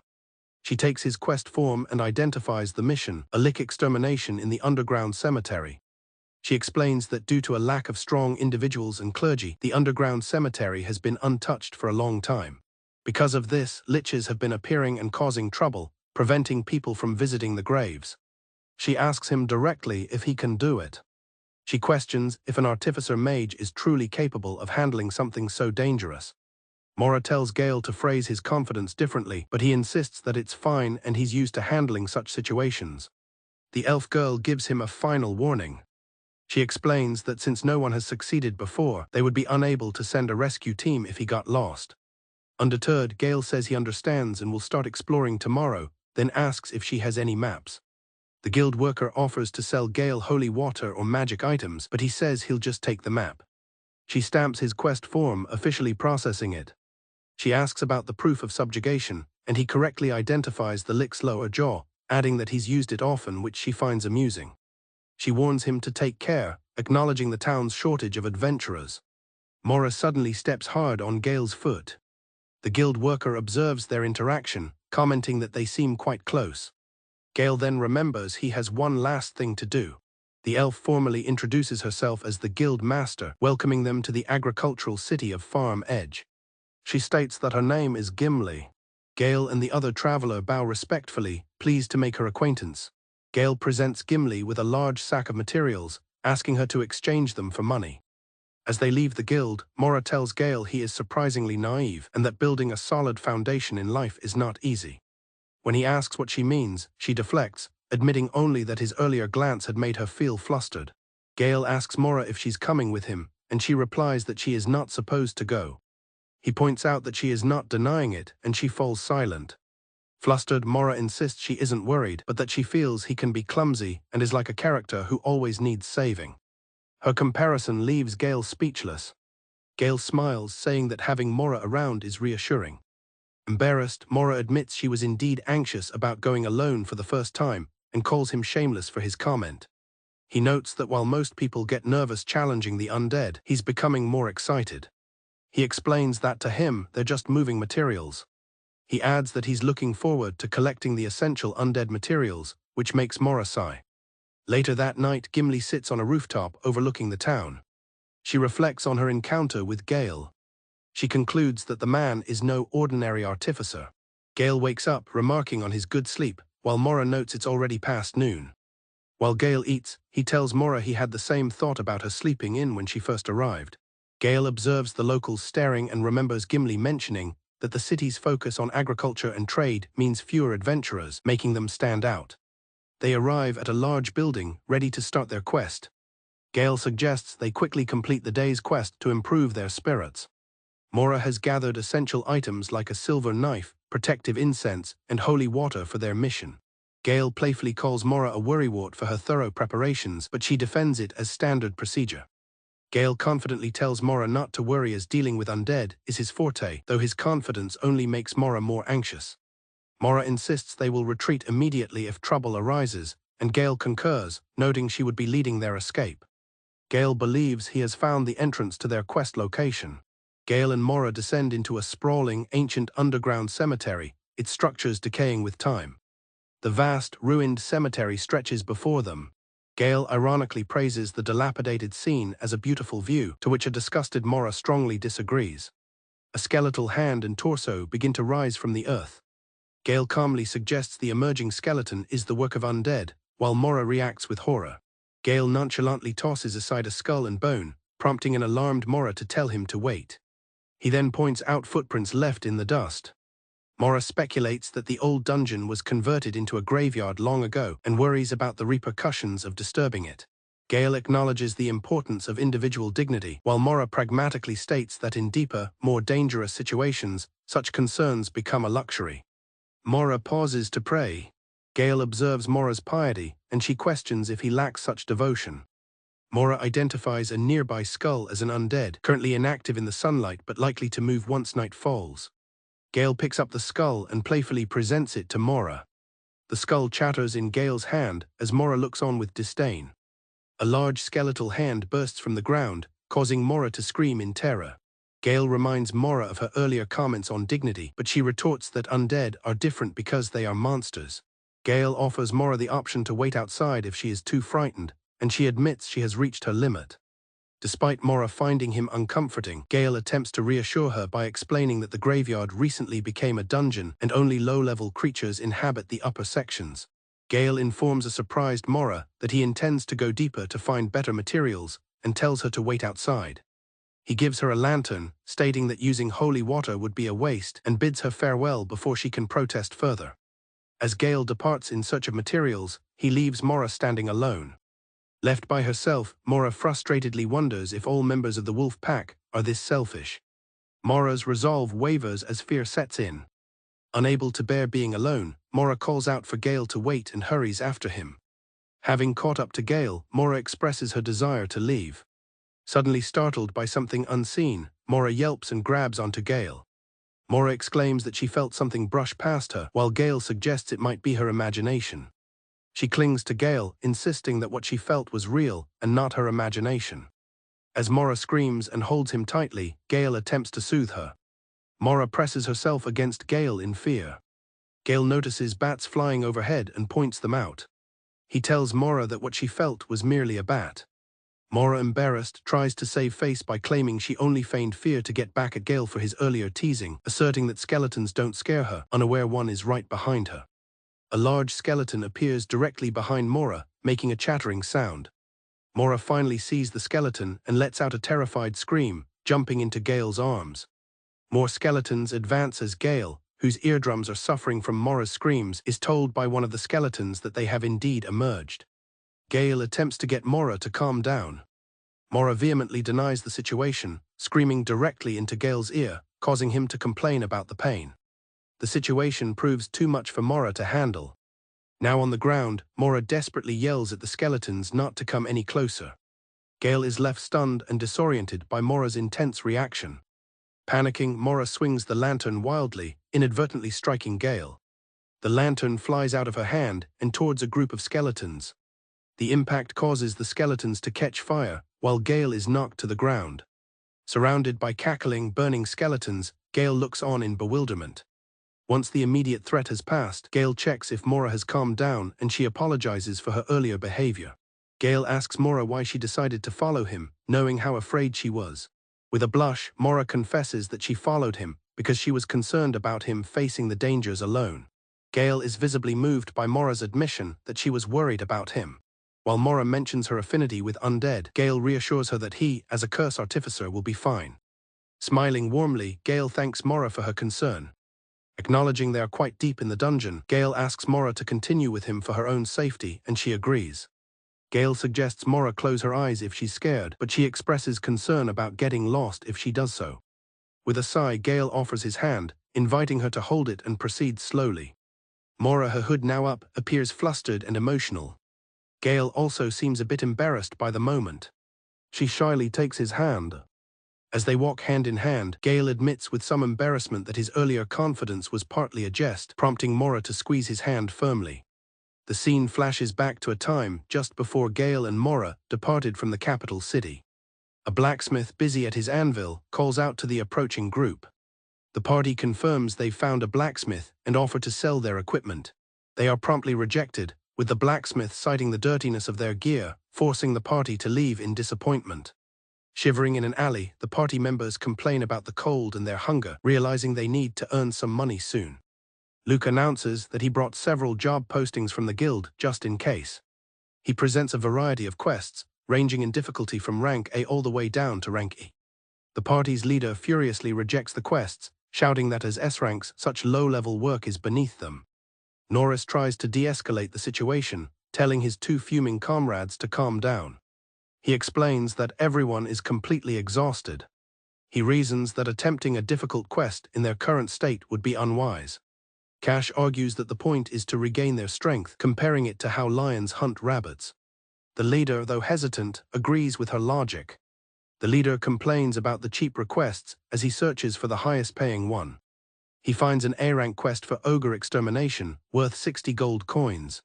The very idea of fighting ogres is enough to make the party shudder. They decide to pass on the ogre quest, rationalizing that they have no other choice with no S-rank jobs available. Cash notes that since D and E rank are too cheap, C rank is their only option. Luke nervously suggests an orc extermination, but the leader worries about facing a pack even at C rank. Cash angrily dismisses his concern, calling him a bonehead and insisting that a C rank quest is nothing to worry about. Luke laments their situation, admitting he never thought they would be forced to sleep outside on an empty stomach. Norris tells Luke they should just take the quest to fight the weak skeleton undead, as it's within their capabilities. The leader and Cash walk ahead, discussing their plans for a celebratory steak dinner after their quick victory, though he worries about his magic lasting. Norris and Luke exchange a look, seemingly amused by their comrades' overconfidence. Norris muses that ensuring his own safety is his top priority, figuring the others would be the ones injured in a worst-case scenario. Their quest takes them to an abandoned church located on the outskirts of the city. After scouting from atop a wall, Luke reports back to the group that there are quite a few of them. Luke reports that around 20 enemies are lurking in the shadows of the church's main hall and graveyard. The leader scoffs at the number, boasting that 20 enemies are no problem for them. Cash echoes his confidence, calling the task a piece of cake. The leader suggests that he and Cash charge in to demonstrate a holy knight's power, and Norris agrees to the plan. In his mind's eye, the leader sees himself casting a powerful sacred light spell, taunting the skeleton enemies. With the signal given, Cash would charge into the fray, cutting down the stunned skeletons. He envisions Norris unleashing a powerful fire spell upon the remaining foes. Then Luke would jump in to finish off any survivors. The imagined result is a resounding and effortless victory for the party. The leader smugly lays out this perfect strategy, combining the Holy Knight's power with guerrilla tactics, Norris's magic and Luke's finishing moves. In reality, the plan is for the leader and Norris to remain behind and provide support, a strategy they all agree seems feasible. At the gate, the leader and Cash confirm they are ready to proceed. With the plan set, the cleric's protective barrier over the church is temporarily lifted, allowing them entry. The moment the barrier drops, skeletons begin to rise from the ground. Without hesitation, the two warriors charge towards the emerging undead. The leader confidently challenges the skeletons, promising to put them to sleep permanently. Cash calls them foolish for appearing under the sun. Laughing maniacally, the leader swings his sword, already thinking about the quest rewards. But their attack is met with stiff resistance, and both warriors grunt in pain and surprise. The skeletons easily overpower the duo, sending them spinning through the air. Norris and Luke watch in horror from the safety of the wall as their vanguard is defeated. The two warriors land painfully on the ground, surrounded by the skeletons. The skeletons cackle as they look down upon the defeated Cash and her leader. The skeletons begin to pummel the two downed adventurers, who cry out in pain. Luke desperately yells for Norris to do something, warning that their comrades might get killed. Norris frantically tells him to use a fire spell. Norris quickly begins casting a powerful spell, Inferno Blast. However, the spell is a dud, producing only a tiny flicker of flame that has no effect. The lead skeleton glares, angered by the pathetic attempt. Norris and Luke recoil in terror as the skeletons advance on them. With their vanguard defeated and their escape route blocked, the rest of the party flees in terror, marking the quest a failure. The next day, a party of adventurers tracks a group of orcs through the wilderness. She attacks an orc, shouting for the perverted pig to drop dead. A female warrior named Melissa eagerly volunteers to take the lead. However, her sword becomes stuck, and she struggles to pull it free. Her companions grow impatient, demanding to know what she's doing and urging her to finish him off. The orc grabs Melissa and lifts her into the air, causing her to panic and wonder if she's being abducted. She desperately cries out for someone named Cash to help her. The orc simply inspects her, then drops her to the ground and walks away. Her party members burst into laughter, teasing that she wasn't even the orc's type. Humiliated, Melissa screams at her companions to stop laughing. Seeing an opening, the knight named Cash declares the orc's back is wide open and charges in. His attack lands, but it barely registers, only serving to anger the beast. Cash can only apologize sheepishly as his party looks on. The encounter ends disastrously as the orc sends the entire party flying, marking their rank D quest as a failure. Several days later, the scene shifts to the royal capital guild. The defeated and somber group makes their way through the city. At the guild, the party laments their worn-out equipment and blames their continuous failures on someone named Gail. They resolve to focus on earning money for now so they can confront Gail later. Looking over the available jobs, Cash considers a goblin quest, and Melissa expresses confidence that they can handle it. However, their confidence was misplaced, and the party is shown looking battered and defeated once more. As a receptionist dryly asks if they failed again, Cash collapses from exhaustion, prompting a furious outburst from one of his companions. Beaten again, Cash realizes they've been tricked into a scam. They arrive at a small village, where the locals are relieved to see what they believe is an S-rank party. The group, calling themselves the Wolfpack, assures the villagers they can rest easy now that they are here.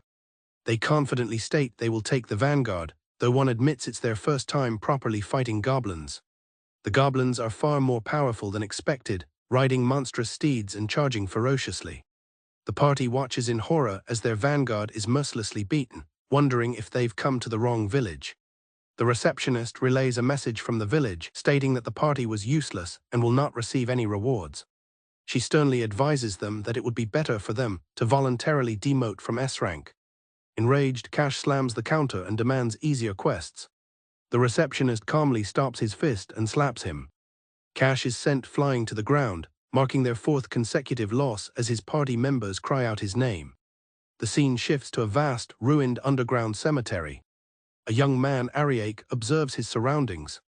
He notes that as they descend deeper, the density of wandering souls increases, remarking that the cemetery shows promise. As they proceed, a hooded Dubroises nervously insists that something is nearby, while Ariake claims there's nothing there. She clings tightly to Ariake's back. He tells her to stop clinging to him, but she insists she can sense something. She senses something like a large presence nearby. Suddenly, a massive skeletal hand erupts from a pile of bones. A colossal skeleton emerges from the ground. It dwarfs Ariake, who stands ready to confront it. Hiding with her eyes shut, a terrified Dubroises asks if she can open them yet, exclaiming that she knew something was there. Ariake calmly tells Dubroises not to worry, warning her that opening her eyes now might be even scarier. He confidently states it will be over in 3 seconds. He casts a spell, and a massive magic circle appears before the skeleton as he incants the word Dispel. The massive skeleton dissolves into dust. Ariake tells Dubroises it is now safe to open her eyes, but she is stunned by what she sees.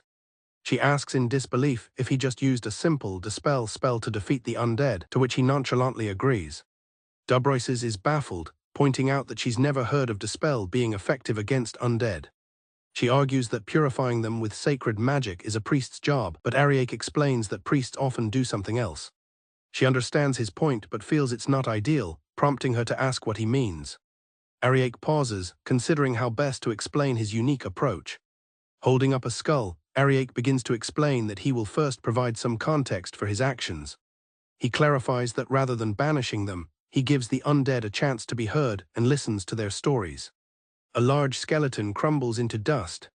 Ariake calmly holds a dissolving skull while beginning his explanation. A shocked Dubroises stares at him, unable to comprehend his actions. She questions what his methods have to do with a priest's duties while he tries to placate her. Dubroises posits that the undead are controlled by magic or grudges. Ariake agrees, explaining that the tendency is stronger in graveyards as he demonstrates on another skeleton. He casts Dispel, noting their aversion to purification, which Dubroises considers obvious. From the undead's perspective, he explains, being abruptly commanded by a stranger is similar to being unreasonably scolded.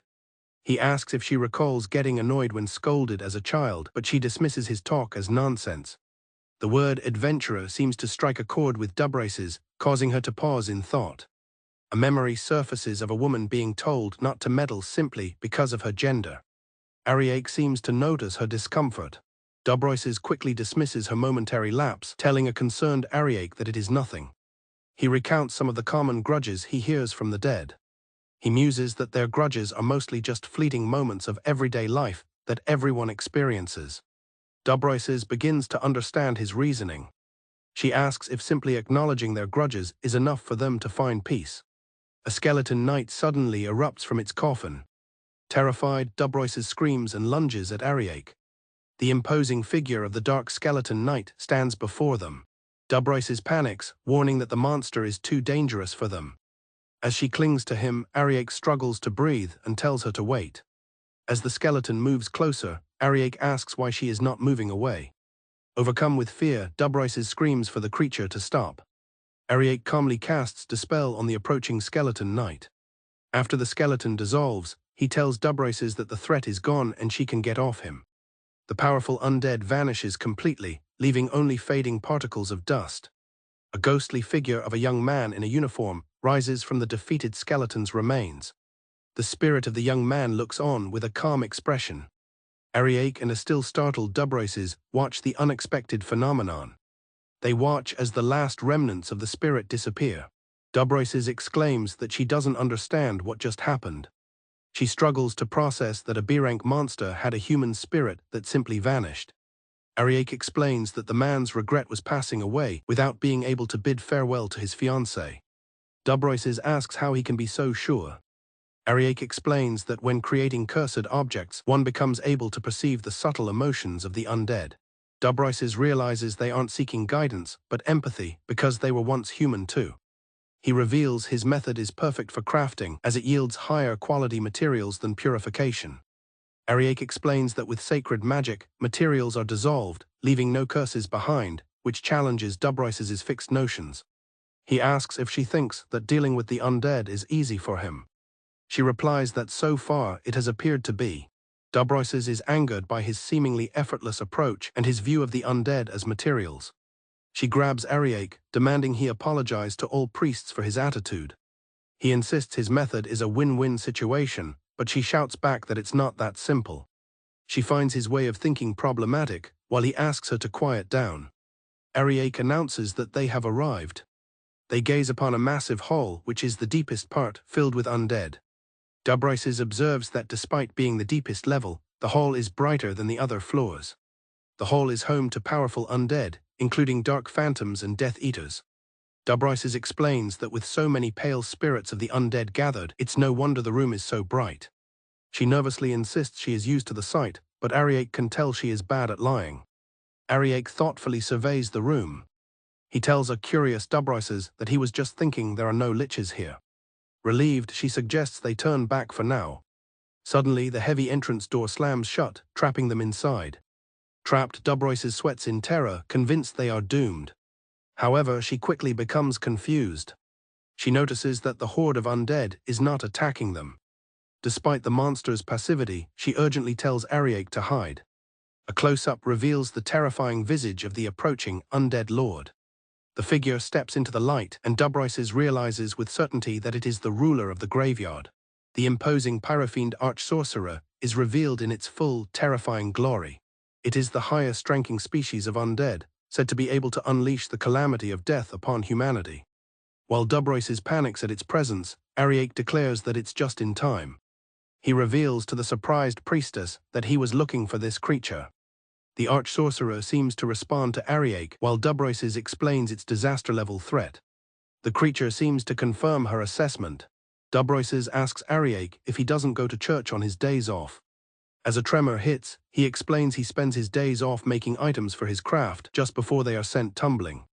Ariake warns a distracted Dubroyces to pay attention as the arch-sorcerer attacks. They narrowly evade a powerful blast of energy from the undead lord.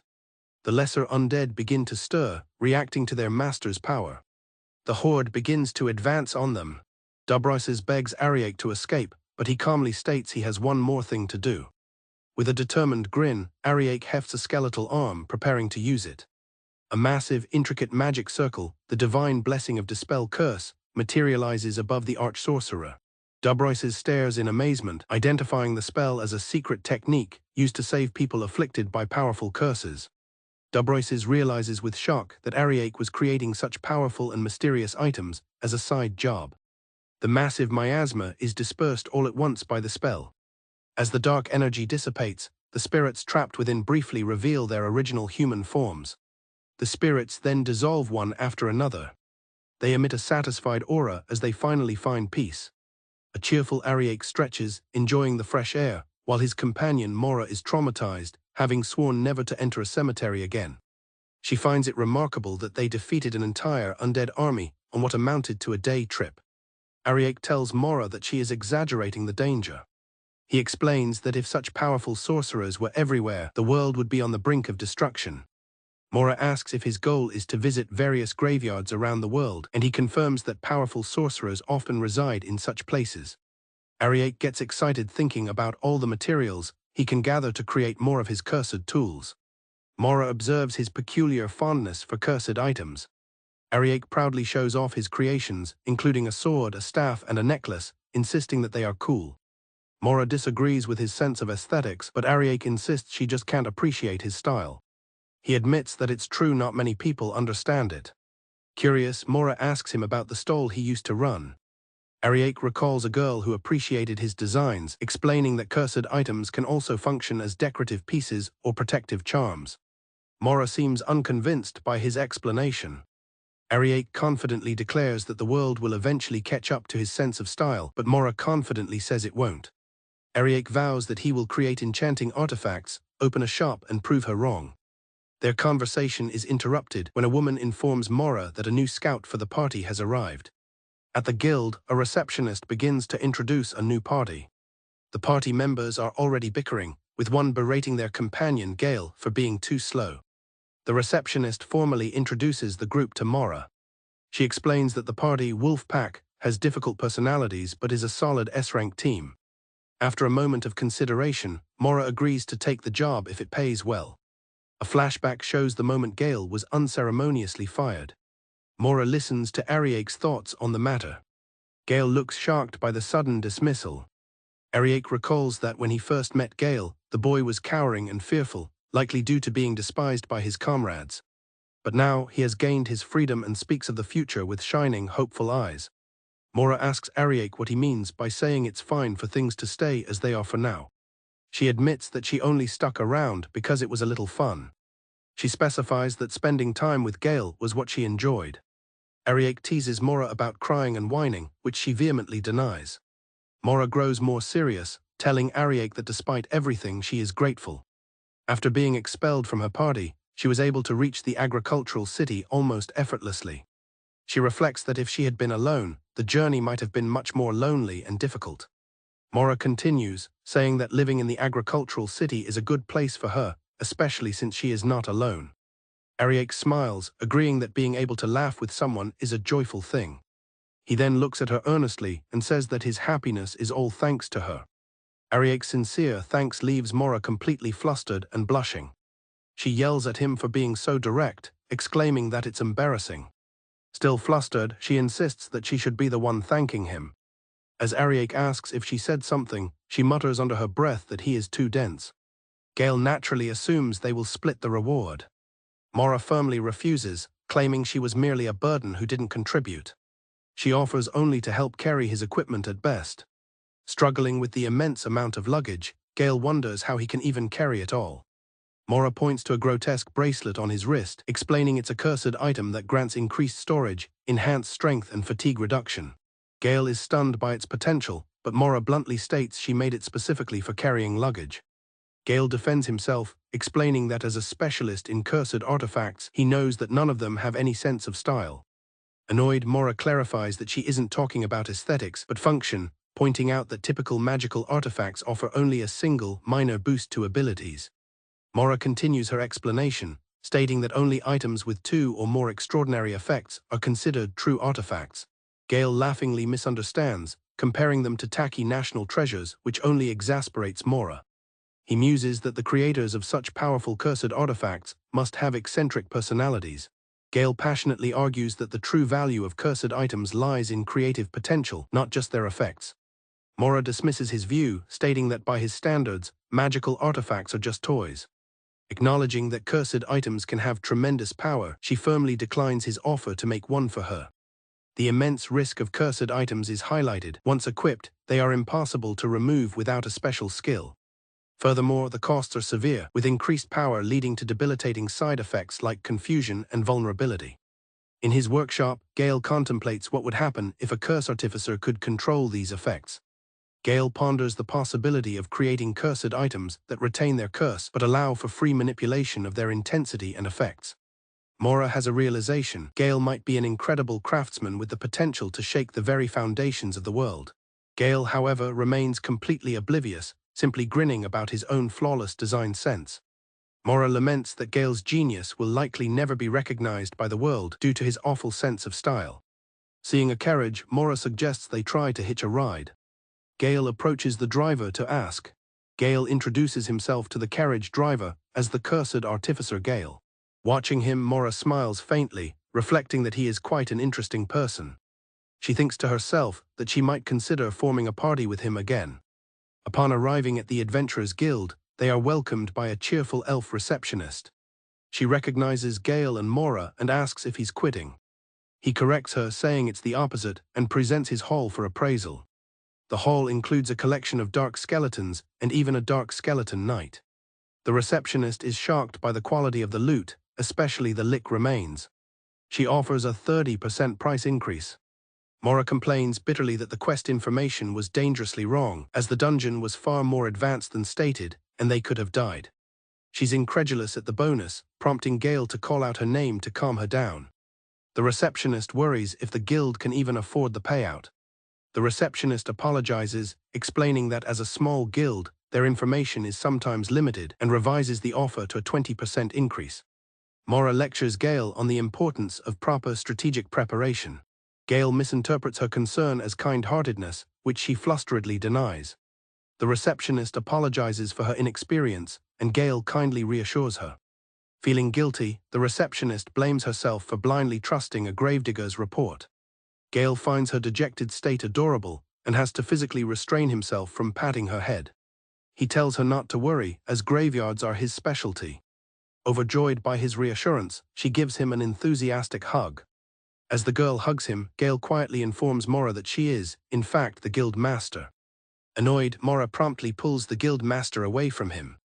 Maura turns to Gail with a sharp look and asks if he has a thing for little girls like her, leaving him utterly stunned. A flustered Gail vehemently denies Maura's sudden accusation. She presses, pointing out how fondly he was smiling at the guild master.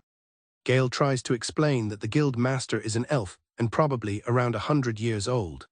His explanation is cut short when Maura, in a fit of pique, slams her staff into the floor, cracking the tiles. The guild master returns, sheepishly apologizing and claiming her hand slipped. She presents them with a large pile of coins for their quest reward, which Gail insists on splitting with a grateful Maura.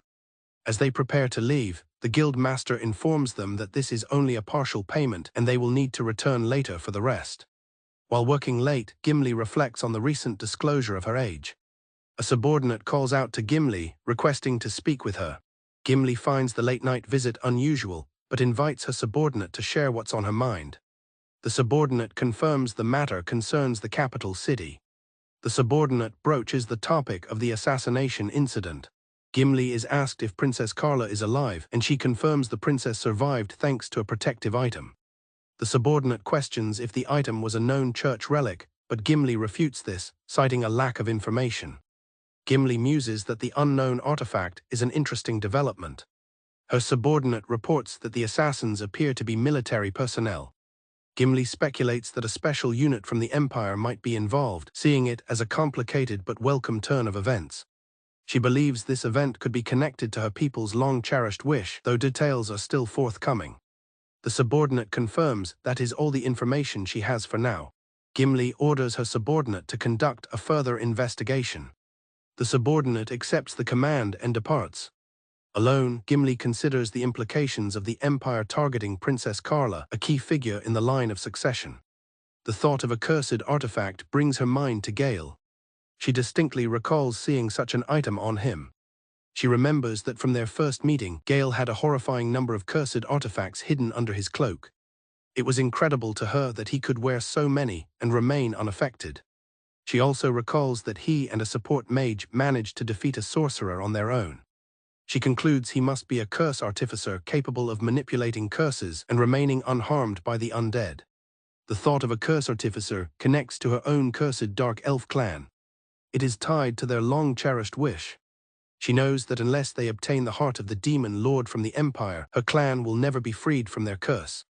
As guild master, she has been gathering information and awaiting an opportunity to breach the Empire's security. She realizes that a conflict between the Empire and the royal capital would be a rare opportunity to exploit the chaos. And to make matters more unexpected, she encountered an extraordinary curse artificer.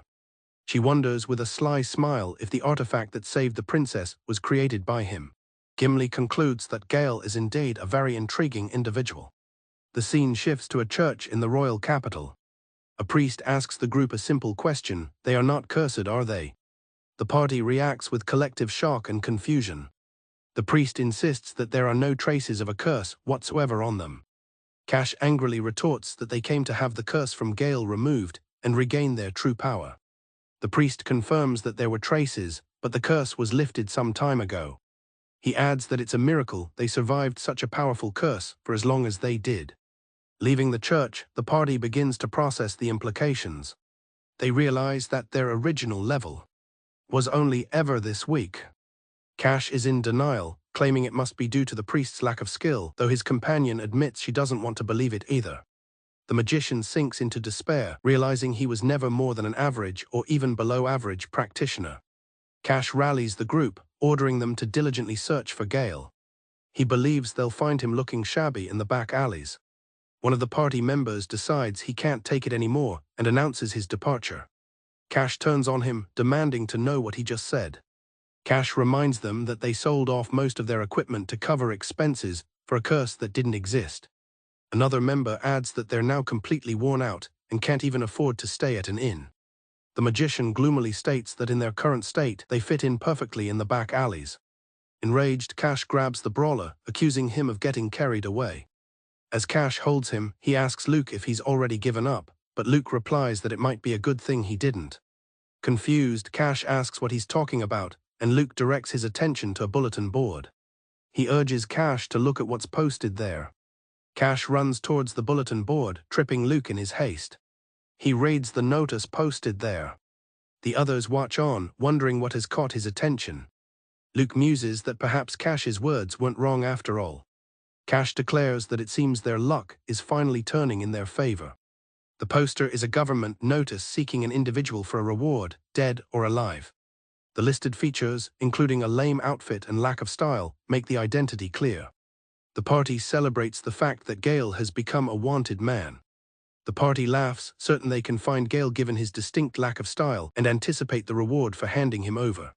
They excitedly discuss the rewards for information, or even for capturing him or bringing his head. They dream of the immense wealth and status they could acquire. Realizing this is more than just money, they decide to hurry and use their status as his former party to their advantage. Vivia informs Princess Carla that the informant is a confirmed S-rank adventurer, though the princess questions if they are only after the reward money. Vivia adds that there is also testimony that the informant was recently together with the young man in question. Unaware they are being discussed, the group of adventurers led by Cash act boisterously in the waiting area. One of the adventurers, Luke, complains about the lavish carpet, decrying it as a waste of taxpayer money. Meanwhile, Melissa and Norris casually enjoy tea and cakes, asking for more to be brought over. Cash complains about being made to wait and suggests adding a nuisance fee to their reward. Observing their behavior, Vivia quietly comments to the princess that their actions are questionable for their supposed rank. Cash catches them looking and responds with a hostile expression. Cash rudely addresses Vivia, calling her an insignificant bureaucrat. His party member corrects Vivia, insisting she address him as Cash Sama. Vivia asserts their status as top adventurers and reminds Cash that his informal tone is reserved for royalty. The word royalty hangs in the air, causing Vivia's companion to react. The woman introduces herself as Carla de Gherkin. Cash is shocked to hear that she is the princess of the country. Princess Carla explains she was observing their behavior and apologizes for the inconvenience. Princess Carla watches as the party reacts to her identity. Cash and his party prostrate themselves on the floor in apology. Cash apologizes profusely for his earlier rudeness, but Carla tells him that's not what she meant. She gestures for them to sit so they can move on to the main topic. With the wanted poster on the table, Vivia formally asks if they know the man in question. The party grins smugly, confident in their knowledge. Cash confirms with a laugh that they know him. Vivia calmly asks them to describe some of his characteristics to prove it. Cash starts by describing Gail as having black hair, black eyes, and an average build. Vivia dismisses the description, stating that many people fit that profile. Melissa adds a more distinct detail, a tacky outfit with a blue jacket. The description catches Princess Carla's attention. Carla tells them to keep speaking. Norris adds that his accessories were also tacky, summing it up as a devastating sense of style. Princess Carla considers their description and concludes that's not the man she is looking for. The party is shocked by her response. They stammer in confusion, unable to believe they could be wrong. Luke nervously pleads for her to wait a moment. To prove their claim, the party reveals his name is Gail, a male curse artificer and a former member of their group. One of them presents several small cards as evidence. Carla and Vivia examine the items placed on the table. The adventurer explains they found something while searching for him, which Vivia finds undeniable as the princess asks what he means. It is explained that Gail was distributing curse dispels as a bonus while street vending. Carla notes that she didn't receive one, and Vivia suggests it might be because she was in a hurry. Vivia questions Luke about the items, asking if he's sure Gail was responsible for them. Luke nervously insists he received them directly from him and reveals he has more. The items are identified as a dark skeleton dogtooth ring, a carnivorous slime knife, and a witch powder necklace. The rest of the party is shocked that Luke was carrying such items, wondering if they caused their recent bad luck. Vivia cautions the princess to move back from the dangerous items. Carla, however, seems intrigued and whispers in awe. Princess Carla rushes forward, overcome with excitement, and exclaims that the cursed items are wonderful. Cash and his party are left speechless by her reaction.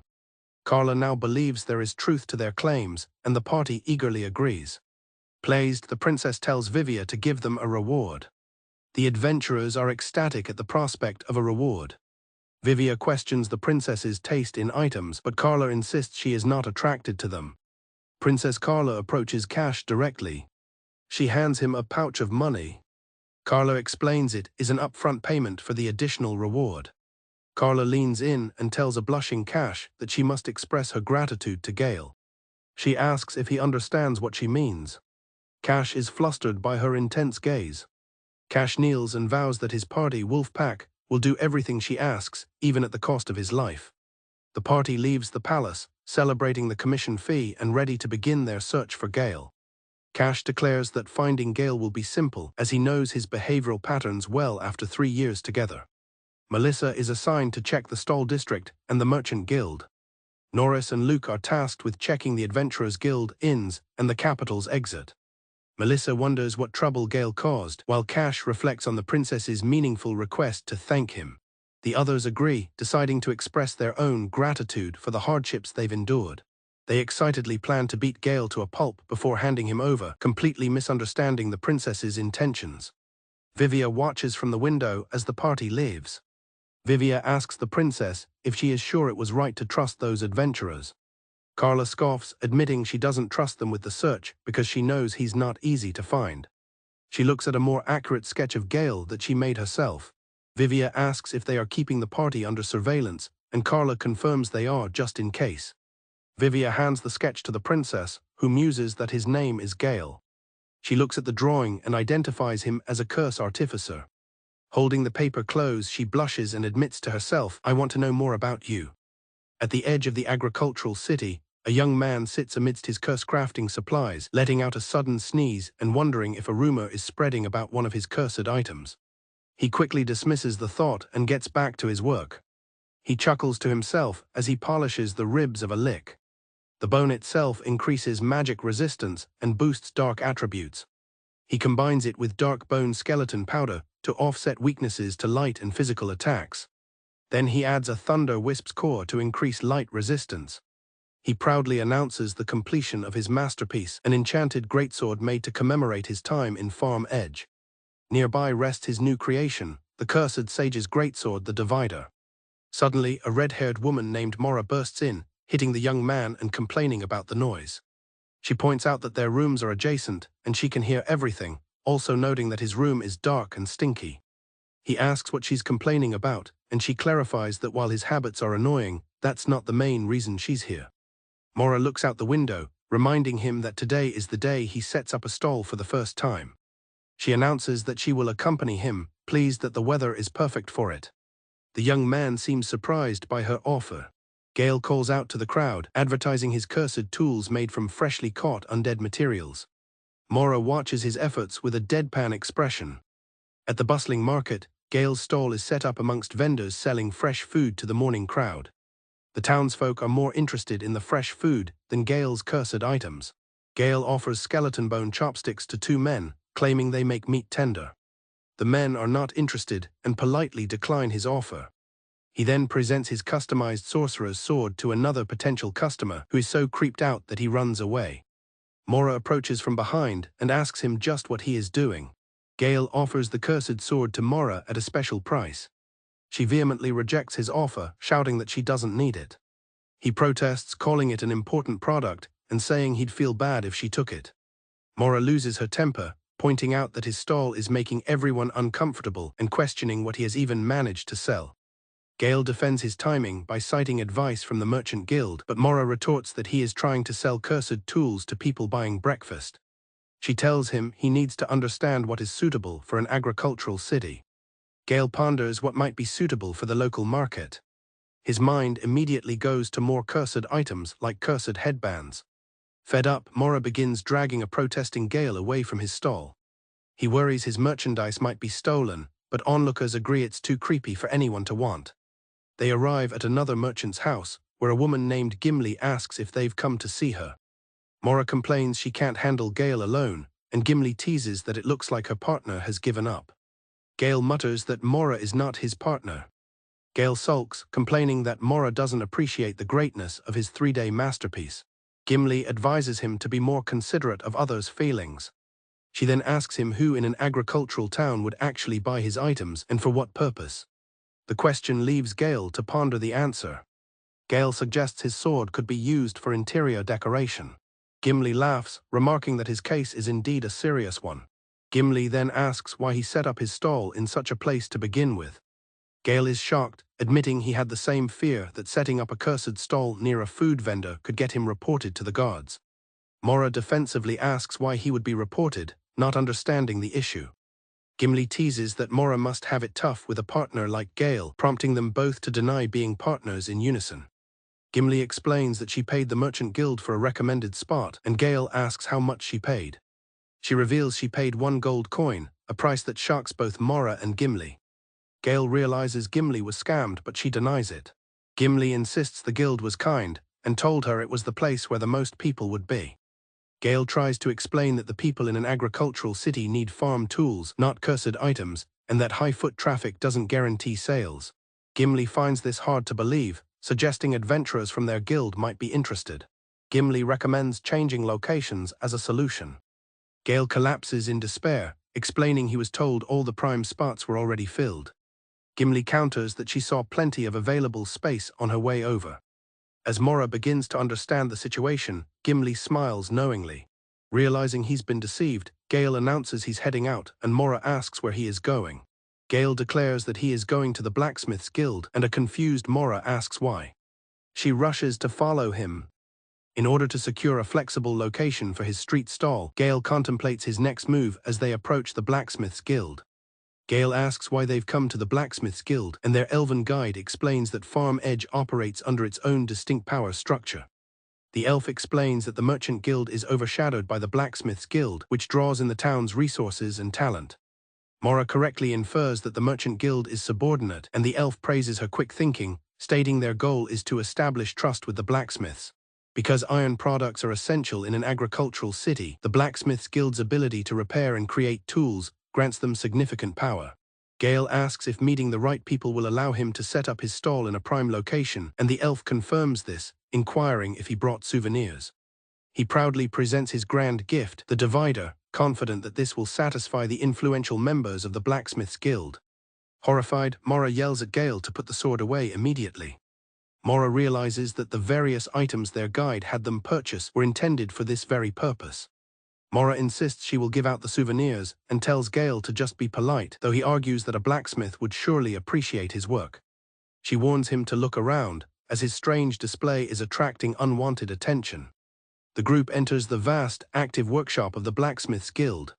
The intense heat from the forges makes Maura uncomfortable. Maura observes that there is no counter, and the elf clarifies that the guild functions more like a workshop for craftsmen. A worker asks the group to move to the back, and Gail apologizes. Gail asks if he should go back alone, but their guide assures him that someone will come if he calls out properly. Gail tries to call for assistance, but the sound of metalworking is overwhelming. Maura tells him his voice didn't reach anyone, and the elf chides him for not being loud enough. The elf prepares to show him the proper way to get attention. The elf unleashes a powerful shout, calling for Sharina. The sheer volume of her voice leaves Gail and Maura momentarily stunned. She then creates an even louder disturbance by smashing a piece of equipment. A voice from above complains about the noise. A female dwarf appears annoyed, telling the elf that she heard her the first time and calling her stupid. Gail and Maura are both surprised to see a female dwarf. The dwarf, Sharina, and the elf, Gimli, trade barbs typical of their race's rivalry. Their bickering makes Gail wonder if they've made a mistake, noting that elves and dwarves don't get along. Gimli reassures Gail that as his guide, she will provide proper support. Gimli introduces the dwarf as Sharina, the guildmaster, while Sharina introduces herself and tells Gimli to knock it off. Upon shaking her hand, Gail observes that it is large and calloused, with scars from her work. He also notes her thick arms and burnt skin, clear evidence of extensive experience in forging. Both Gail and Sharina seem to have a moment of realization. He recognizes with respect that she is an advanced artisan. Gimli breaks the silence, asking why the two are staring at each other. Startled, Gail and Sharina both defensively deny that they were staring. Gimli laughs, understanding the situation, and steers the conversation back to the matter at hand. Gimli introduces Gail as a newcomer from the capital who has come to pay his respects before opening a stall. Sharina seems uninterested in the greetings, telling him to just set up his stall wherever he wants. She explains that they are busy with work due to a shortage of materials and tells him not to waste their time. However, she concedes that it is commendable he came to settle things honorably.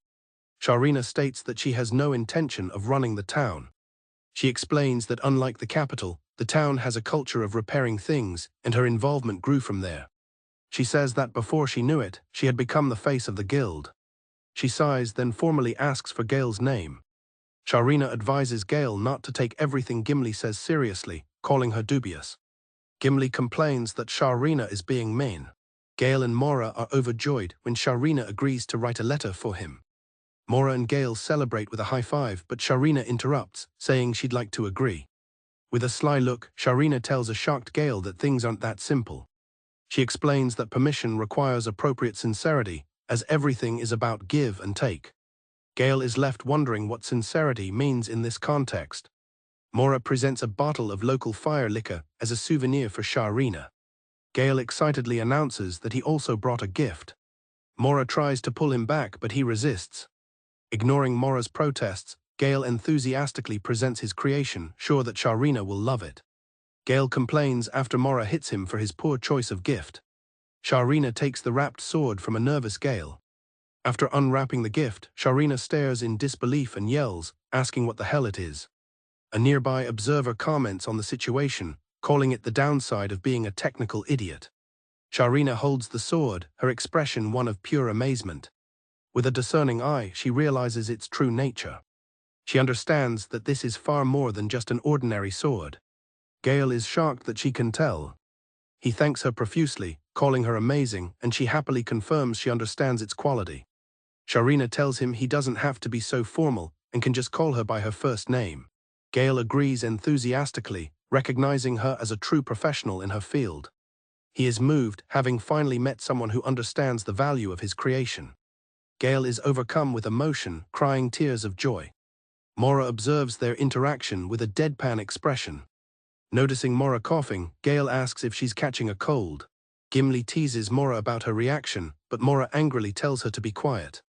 Maura asks Sharina if something is wrong, but Sharina replies that she just felt Maura and Gail were getting closer. Both Gail and Sharina seem flustered by the comment. Sharina changes the subject, praising Gail as the guild master of the smithing guild, noting that even her own craftsman couldn't fully appraise the weapon. She recognizes that the sword's foundation is an amazing dropped item. Her discerning eye reveals its attributes: blood absorption, enhanced slashing, and a dark attribute, along with an excellent enchantment effect. Gail compliments Sharina's discerning eye, but tells her there is more to the sword. Sharina realizes the sword also has a lightweight attribute attached to it. Maura is taken aback by the revelation. As Sharina tests the sword's balance, Gail explains that he equipped it, but as an artisan, she would naturally want to feel it for herself. Sharina agrees with Gail, wondering how he could possess such amazing gear without equipping it. The sword allows its wielder to fight by slashing through enemies and using blood absorption to drain their life force to restore health. Furthermore, despite being a greatsword, it's as lightweight as a one-handed sword, making it easy to swing and perfect for a frontline swordsman. Gail agrees, noting that with such performance, even a solo adventurer could continue fighting without a party. Gail proudly explains that the sword has magic resistance, and he personally added a special dust resistance, adding that it looks incredibly cool but is also cursed. Sharina is thrilled about the resistances, agreeing that taking care of the sword is crucial. Gail interrupts her, saying, "No, wait." Sharina's expression darkens as she asks him what he just said. As Gail asks if she thinks it's cool, Sharina argues that it's not and that he should refine his sense of style. A dark, cursed energy erupts from the sword, engulfing Sharina's arm. She demands to know what it is, as Gail calmly observes that the skull effect has appeared. Sharina cries out in pain, realizing the sword won't let go of her hands. She yells at Gail, questioning how he, the guild master of the blacksmith guild, doesn't understand this sense. The group erupts into chaos as Maura tells Gail to dispel the curse. Sharina retracts her praise, and Gail questions why she's changed her mind.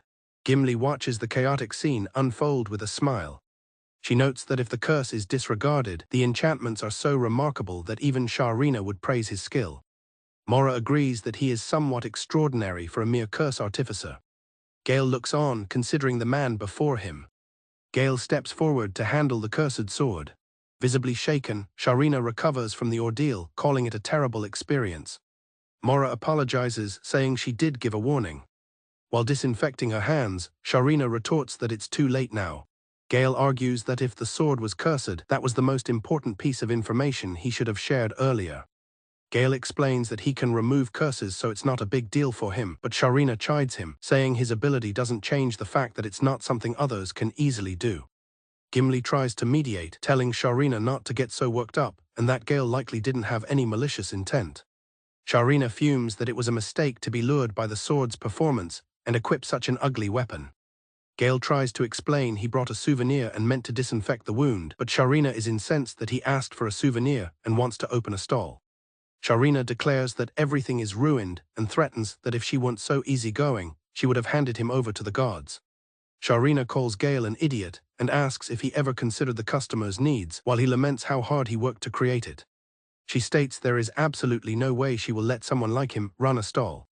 She fears that if he continues selling cursed tools, the town will be ruined, not knowing they have already sold out in the capital.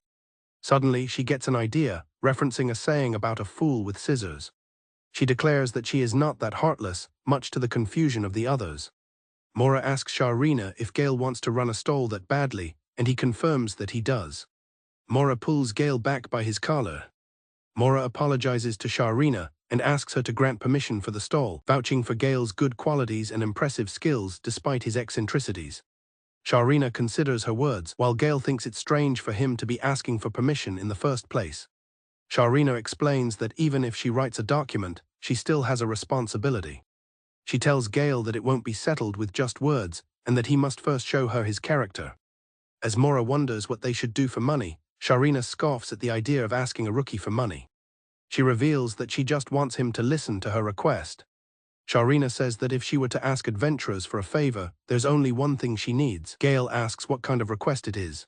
She explains that there's a mine in Farm Edge and she needs someone to take on a quest to eliminate the monsters that have nested there.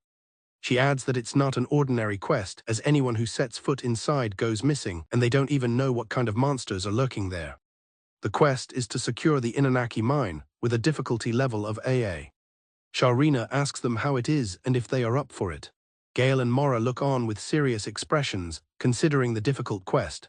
In a royal chamber, a female knight delivers a grim report to Princess Carla and her chamberlain, expressing her own shock that what she thought was the work of impostors was an official act of the Empire. The princess is aghast to learn that the Empire was truly behind the attack. The knight confirms there is no doubt, as she made the assassins talk, a statement the princess notes has a rather physical implication. The knight reveals that the attempt on Princess Carla's life was a direct result of being caught in the Empire's succession struggle. The first prince of the Empire hired the assassins with the intention of eliminating the princess. The chamberlain explains that with the emperor bedridden, a serious succession dispute has arisen between the first prince, a concubine's child, and the second prince, the empress's son. Princess Carla, confused, questions her own involvement in this foreign conflict.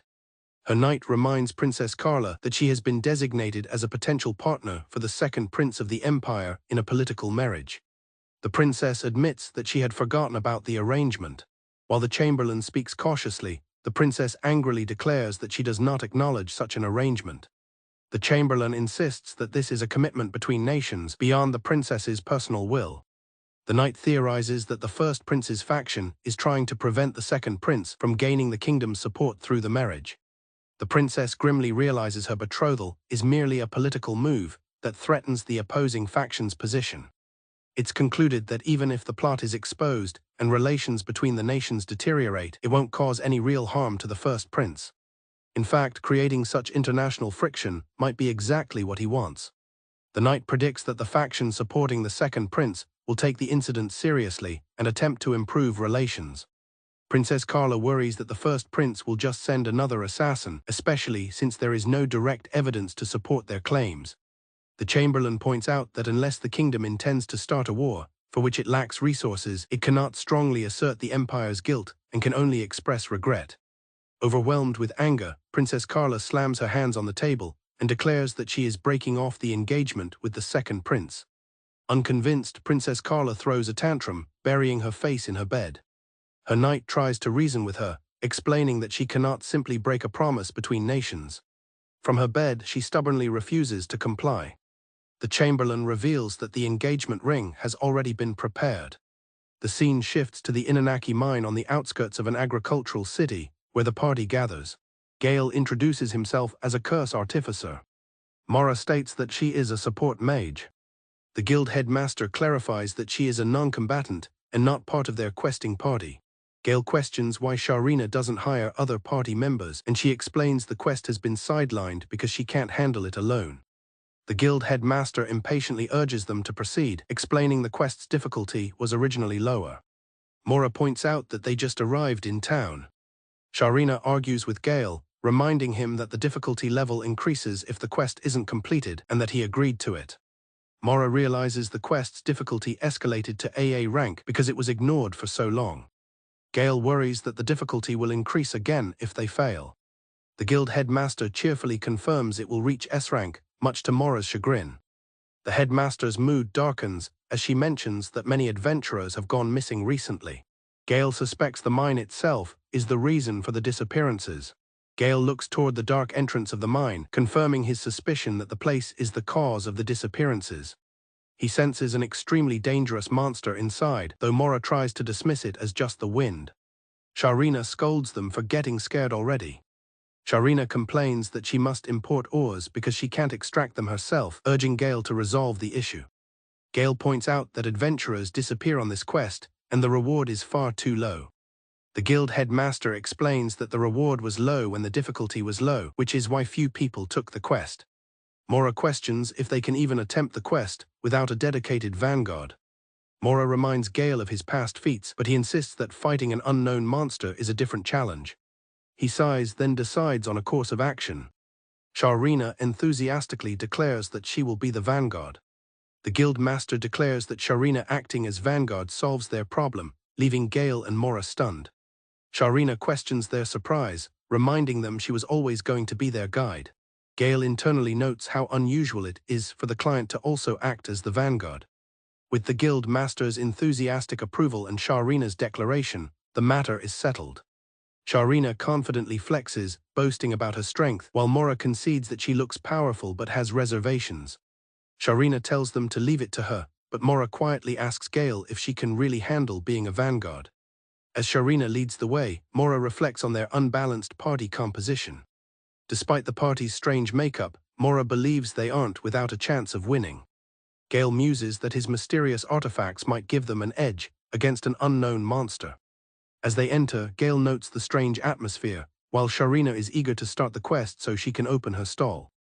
The guild master waves them off, wishing them a safe journey as they venture into the mine. The group stands at the bottom of the mine shaft, looking towards a wooden platform. One of them holds up a lantern, casting light on the wooden scaffolding. From high above on a platform, a figure calls down to the party below. Maura is startled by a strange voice and regrets coming in such haste, while Gail suggests that without monsters, the cave would be like their own backyard. A nervous Maura asks if that is really the case. Sharina tells the startled group not to be scared, as it is just the wind. She explains that the cave has multiple air vents, and the wind blowing through them creates a howling sound, giving the place its name. Sharina excitedly stops the group, pointing out how nicely the stones are arranged. She holds up a chunk of iron ore. She adds that there are also lead ores and occasionally mithril. She proudly declares it a great mine and tells them to take a good look around. Gail and Maura observe their surroundings, taking in the sight. The group stands in awe, gazing up at the vast, cavernous mine. The walls are covered in sparkling crystals, stretching high up to the wooden scaffolding above. Gail and Maura are amazed, calling the sight beautiful. Sharina explains that her people decided to settle here because of this mountain. She tells them it is an important place and asks them not to get too jumpy. Maura reassures herself that since it is not a graveyard, undead creatures should not appear. Suddenly, she lets out a startled cry. A shadowy figure appears, startling the group. Maura is terrified. She points, shouting about undead creatures, while Gail eagerly looks for them. Sharina, however, is confused as she sees no sign of monsters.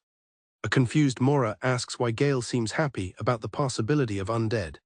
The figure, a young man, explains that the appearance of undead in such a place would be an extraordinary find.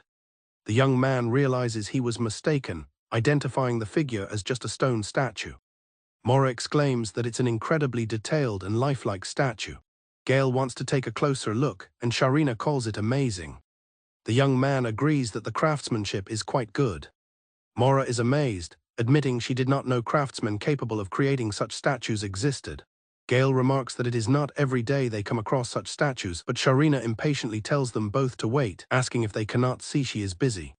She pulls them along, telling them this is not the time for geeky discussions, and that they need to look at something. Sharina is exasperated by their distraction. They are confronted by a shocking sight, a large crowd of stone statues. An adventurer wonders what all the statues are, amazed that each one is a different type. Maura observes that no matter how you look at it, the situation is not normal and feels ominous. Gail asks Sharina if she recognizes one of the statues. Sharina confirms that she recognizes the face on one of the statues, while Gail asks for an explanation. One of the adventurers recognizes a statue. Another adventurer also identifies one of the statues. Sharina realizes with horror that these are the adventurers from Farm Edge. They realize with horror that the missing adventurers have all been turned into stone. Gail, Sharina, and Maura are frozen in shock at the revelation. The grim truth sinks in, all of the statues are actually living humans. Sharina curses, realizing now why the statues were so lifelike and detailed. Maura cries out in disbelief, wondering how they could have been turned to stone. Gail declares that it is obvious this is the work of monsters. Gail takes charge, ordering everyone to stay on high alert from all directions. Maura reports that she is near the exit. Gail positions himself and Sharina to cover the front and side. Gail tells Maura that the situation is bad, noting that only a limited number of monsters can perform such an act. Maura agrees, speculating it must be a high-ranking monster like a basilisk or a gorgon. However, Gail points out the lingering scent of a chicken coop in the area. He also indicates the feathers scattered around. Considering these clues along with the ability to petrify living beings, he comes to a conclusion. A piercing screech echoes through the cavern. As a massive creature reveals itself, Gail declares that their enemy is a cockatress. The ground trembles under the creature's weight. The cockatress is a fearsome, half-chicken, half-snake creature. Classified as a disaster-level monster, it has formidable defenses, sharp claws, a venomous bite and breath that can petrify its victims. The cockatress launches a swift attack. Maura realizes they've been ambushed by an intelligent monster, one that has strategically swapped their vanguard and rearguard's positions. Gail urgently shouts for Maura to fall back to the rear. The two quickly switch places in the heat of battle. The cockatress lets out a defiant screech. With a determined look, Gail charges forward to confront the monster. The cockatress, a monstrous hybrid of chicken and snake, rears back. Facing the formidable cockatress, Gail prepares his counterattack. The creature lets out a pained screech as the projectile finds its mark. With a flick of his wrist, he sends a dart flying true, striking the monster. As the enraged cockatress charges, Gail calmly observes its attack. He confidently states that his attack has made it an easy target. Maura, watching from a distance, is astonished, wondering how a simple dart could pierce the beast's defenses and paralyze it. Gail urges Sharina to attack while the effect lasts. He explains it's a disposable dart, enchanted with paralysis and defense penetration. Gail warns that the paralysis effect won't last long. Annoyed, Sharina retorts that she knows and leaps into action. She swings her massive hammer down with tremendous force upon the immobilized creature. With incredible speed, Sharina unleashes a relentless assault. She hammers the stunned cockatress with a flurry of powerful blows. Maura and Gail watch in awe as Sharina delivers a 5-hit combo in midair, seemingly blowing the creature's head off. As she celebrates, Gail shouts a warning that it is not over yet. The snake half of the monster lunges from below. Maura reacts instantly, calling out to her companion. She casts a muscle-strengthening spell on Sharina. Feeling a sudden surge of energy, Sharina is empowered by Maura's magic. Maura explains that the spell prioritizes immediate effect over duration. Declaring the boost is more than enough, Sharina attacks the snake. She uses her enhanced strength to grapple with the snake, prying its massive jaws open. Straining with all her might, Sharina holds the monster's jaws apart. With a determined cry, she vows to show them the strength of a first-class blacksmith and delivers the final, decisive blow. The massive creature finally collapses, defeated. Splattered with grime but triumphant, Sharina sits on the ground and smirks, declaring her complete victory. As the party regroups, Maura admits it was a close call, noting the cockatress was sluggish. She credits their survival to the lingering effects of Gail's darts. Sharina confronts Gail, demanding to know how his dart could inflict paralysis and defense penetration on a cockatress. Gail seems genuinely confused, replying that he finds it normal and has never heard of such items failing against boss monsters. Gail explains that he attached a talisman made from the ashes of a ghost-like creature he encountered in the royal capital. He shows them a diagram, detailing how he combined a paralysis attribute with a ghost wall penetration skill. Maura and Sharina are completely baffled, asking what a ghost with defense penetration even is. Gail tries to jog their memory by describing a common skeleton creature with a black cloak, but admits he cannot recall the exact details. As his companions press for more details, asking if the creature carried an eerie lantern or a scythe, Gail cheerfully confirms that it did. He casually adds that sometimes a huge version of the creature phases through walls, causing the girls to scream in terror as they realize he is describing the Grim Reaper. The girls frantically explain that the Grim Reaper is a disaster-level species, practically a demigod. Gail dismisses their panic, saying it is not a big deal and that he often sees them in catacombs. Furious and terrified, Maura grabs Gail by the collar, realizing he's being targeted by a demigod and demanding to know what he did. Gail brightly explains that he simply dispelled the Grim Reaper's curse and turned it into an item. The revelation leaves Maura speechless. She finally comprehends that an item made from divine materials would naturally be effective against boss monsters. Ignoring their shock, Gail pivots and lectures Sharina to be more careful next time. He quotes an old adventurer's motto about carelessness. Maura defends Sharina, saying anyone can let their guard down in such a situation, though she privately notes her lack of crisis awareness. The group looks over the defeated monster. A realization seems to dawn on Gail as he begins to connect the dots. With the threat eliminated, Gail and Maura declare their difficulty level AA quest to secure the Inanaki mine a success. The trio leaps into the air, cheering for their hard-won victory. With the large cockatress defeated, Gail suggests they should report the rescue of the other adventurers and make use of the now-safe mine. His companions reflect that the unidentified monster was indeed a cockatress and the immediate danger is over. Gail thinks to himself that this feels like his debut as a proper adventurer. He then calls out to Maura, one of his companions. While inspecting the corpse, Gail wonders aloud if the cockatress is edible. Maura seems more focused on the subjugation parts of the beast. Sharina calls him an idiot, reminding him that the creature is said to be highly poisonous. Gail muses that despite being poisonous, it looks very much like a chicken. As Maura wonders why the creature was in the mine, Gail suggests they start by peeling its skin. Gail finds it strange that such a large monster would be in a cramped mine, joking that it might have mistaken the cave for a chicken coop. He then comments on a foul smell, reminiscent of a chicken coop or rotten eggs. He asks Maura if she stepped on something. Looking down, Maura discovers she has just crushed a large eggshell. Gail picks up the fragments of the large eggshell. Maura notes that for an egg, it is not that big. Pondering this, Gail asks them to recall the purpose of a chicken coop. A look of horror dawns on their faces. Maura explains that it provides a suitable environment for hens to lay eggs, and the realization hits her. As Gail and Maura ask Sharina if she is okay, she seems to be in a state of shock. Sharina cries out in panic that this is not good. A newly hatched baby cockatress appears, chirping directly at the terrified Sharina. Suddenly, the cave floor erupts with activity as dozens of baby cockatrices hatch all at once. The trio looks on in absolute horror at the unfolding scene. They are completely surrounded, realizing they have stumbled into the creature's nesting ground.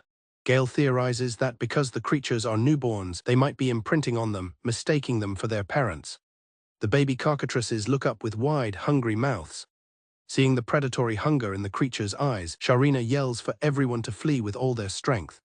The party screams and flees in terror from the relentless horde of baby cockatrices. Their desperate escape is cut short when they run straight into a dead end.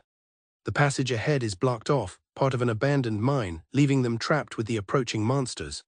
Trapped and with no other option, Gail declares that they have to fight, and Sharina agrees to take the lead. She bravely steps forward, readying her hammer to face the horde. Sharina unleashes a mighty swing of her hammer. She boasts that her hammer can crush even rocks. To her shock, she realizes her powerful attack is not getting through to them at all. Maura encourages Sharina to hold on for just a little longer. Maura grimly realizes this battle is proving to be even more troublesome than the one with the adult cockatress. Maura explains that despite being called babies, the creatures are larger than adults, and there are over 100 of them. She deduces they've inherited the prolific reproductive characteristics of snakes. They also possess their parents' ferocity, and their hunger is intensified. Unlike adults, they can't be scared off by defeating a few of them. Maura concludes that the creatures are fixated solely on devouring their prey like mindless infants, lacking any discretion or restraint. Sharina desperately swings her hammer, trying to fend off the relentless assault. She initially challenges them to bring it on with everything they have. However, she is quickly overwhelmed by their sheer numbers. Just in time, Maura calls out, telling Sharina that she's ready. Maura casts a spell to enhance all of Sharina's abilities. She activates a magic circle on the ground to begin the enchantment. Sharina immediately feels her agility increase as the buff takes effect. Sharina exclaims that she is overflowing with energy again. Maura explains that as long as she pours magic power into the spell, Sharina's abilities will continue to improve. However, she worried that the rate of improvement was not enough. That's why she focused on increasing Sharina's agility, believing one strike should now be enough. Feeling empowered, Sharina leaps into the air, confident she can succeed. With Maura's support magic enhancing her prowess, Sharina unleashes high-speed hammer swings like a tornado, crushing the baby cockatresses. Not only her speed, but her strength and defense have also increased, making her practically invincible. Despite her newfound power, she cries out in frustration, wondering just how many of them there are. Sharina cries out that her mental and physical stamina won't hold up much longer. Gail admits that he is also reaching his limit. Sharina desperately asks Gail if he has any cursed tools that can be used against these creatures, recalling the ones used in the orc battle. Gail explains that those tools were designed for orcs and that mental debuffs are less effective against weak-minded creatures like these. A frantic Sharina asks what's going on, and Gail explains that a curse's effect is like reflexively salivating at the sight of a lemon. He elaborates that curses targeting fear or cognitive impairment only work on monsters with a certain level of intelligence which these babies lack. Maura grimly understands the implication. Unlike their previous quests, Gail's cursed tools won't work on these creatures. Trapped at a dead end and facing an overwhelming horde of baby cockatresses, Sharina asks Gail a desperate question. Realizing his usual items will not work, she wonders if he has anything they can use on themselves, to which Gail confirms his items are not designed for attacking enemies. Gail searches his tool bag and reveals that if it is for personal use, he does have a few cursed items. However, they were originally intended as interior decorations, such as this curse headband. He also has a mask of darkness. And finally, a horn of lamentation ornament. Gail admits that since they are his own designs, they are more for decoration than practical use, and their effects are not that great. He then casually lists their abilities: triple defense, double agility, fatigue resistance, and poison nullification, causing a stunned Sharina to scream in disbelief at the incredible power of these decorations. Maura immediately recognizes the potential of these items and tells Sharina they are exactly what is needed, preparing to erect a defensive wall to buy them time. An eager Sharina urges Gail to hurry up and let her equip them, though he reluctantly agrees with a warning not to complain about the non-combat design. His point is proven when both recoil in disgust from the headband's texture. Despite her impatience to gain the defensive power, Gail calmly places the curse headband on Sharina, telling her it will grant triple defense and fatigue resistance. As a dark aura envelops her, Sharina is astonished to find that all her fatigue has vanished completely. Next, Gail introduces the Mask of Darkness, which provides night vision and poison nullification. Now wearing the strange bird-like mask, Sharina exclaims that she can see through the darkness, much to Maura's surprise. Meanwhile, Maura frantically warns that the defensive wall is about to be breached, and they must hurry. The final item is the Horn of Lamentation, an ornament that grants double agility and quintuple strength. With all three of Gail's cursed artifacts equipped, Sharina's full armor is now complete, transforming her into a bizarrely outfitted warrior. Gail proudly declares his creation cool, though Maura seems less convinced. Sharina finds the 5 times strength unbelievable. She feels an unbelievable surge of power flowing through her fingertips, marveling at the sensation. Just then, Maura cries out in alarm as the defensive wall shatters. With the barrier gone, the cockatresses swarm Sharina. Maura shouts a warning, telling her to watch out behind her as the monsters close in for the attack. Empowered by the cursed artifacts, Sharina turns to face the horde. She unleashes a devastating swing of her hammer, infused with dark energy, obliterating the creatures in her path. Watching from a safe distance, Maura and Gail feel the entire mine shake from the force of Sharina's attacks. Maura remarks with awe that Sharina's power is truly impressive, even without the aid of her usual buff magic. Sharina revels in her newfound power, feeling completely invincible. In her empowered state, she instinctively unleashes a new skill, the infinite reversal slash, and carves effortlessly through the remaining monsters. Sharina's ecstatic laughter becomes slightly unhinged. This prompts a concerned Maura to ask Gail if the artifacts have some dangerous side effect, but he reassures her it is likely just a combination effect. This phenomenon occurs when compatible cursed items interact to generate even stronger powers. Gail explains that the combination of effects has pushed Sharina beyond mere fatigue resistance into a state similar to a runner's high. With this euphoric power, she targets the last remaining creature and delivers a decisive finishing blow, ending the battle. After the battle, Gail uses a scroll to dispel the curse on the equipment. Sharina, finally free, expresses her relief. She states she could not possibly return to town in such an embarrassing outfit despite praising its performance. Gail is dismayed that his creations are now second-hand. However, Sharina argues that items used by a beautiful lady like herself should now be worth a premium. Suddenly, Sharina collapses in agony. Gail explains the grim truth. The curse did not eliminate her fatigue but merely created an illusion of its absence. He clarifies that the physical burden from her rampage had been accumulating, and with the curse dispelled, any residual poison in her wounds will now spread rapidly through her body. Maura observes that not many people would willingly equip cursed artifacts and that those who create them are seen as eccentric. However, she muses that an artifact capable of wiping out a horde of cockatresses would be immeasurably valuable. Gail suggests they take a break, hoping the pain will fade, though he internally curses the circumstances. Sharina lies on the ground, groaning in pain from the aftereffects of the battle. Sharina lies on the ground, completely spent from the fight. She complains that she has no energy left to get up, but Maura reassures her that she was amazing. Maura sighs, admitting that her own magical power is depleted and will take a while to recover. Gail reflects that he has also used a significant number of cursed artifacts. Sharina, still on the ground, rallies her spirits, saying that this time for sure. Maura finishes her thought, confirming they have secured the Inanaki mine. Gail adds that they have completed a quest with a difficulty level of AA. The party shares a moment of triumph, declaring the quest complete. The group discusses the quest, with both Sharina and Maura admitting they would not have participated had they known it was a cockatress nest from the beginning. Gail pauses as their words sink in. The realization finally hits him with full force. They were in a cockatress nest. As the party rests, Gail feels that something is very strange. He connects this feeling to the uneasiness he felt earlier. He remembers seeing the large, broken eggs scattered around the cave. Suddenly, a massive cockatress emerges from the shadows. A gigantic cockatress, far larger than any they have faced, towers over the exhausted party, presenting an overwhelming new threat. Gail nervously observes that the first adult creature they saw was a hen. Maura adds that the monsters they fought before were just chicks. As another massive creature attacks, Gail shouts that this one is a rooster, sending the party scrambling. Gail realizes they are in a nest with two cockatresses, which explains the difficulty, while Sharina exclaims that the male is much bigger than the first. As the battle erupts again, Maura cries out in disbelief, wondering if they must endure a third round. Gail clicks his tongue in frustration as the fight resumes. Sharina is thrown back by the force of the attack, crying out in frustration. Maura shouts at Sharina to get it together. She reminds Sharina that she is tired too, and the monster will not go easy on her. The cockatress is furious, having returned to its nest to find intruders.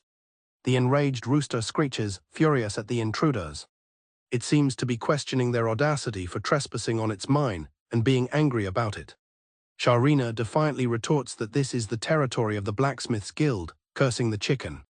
The rooster lets out a mighty screech and begins to exhale a thick mist.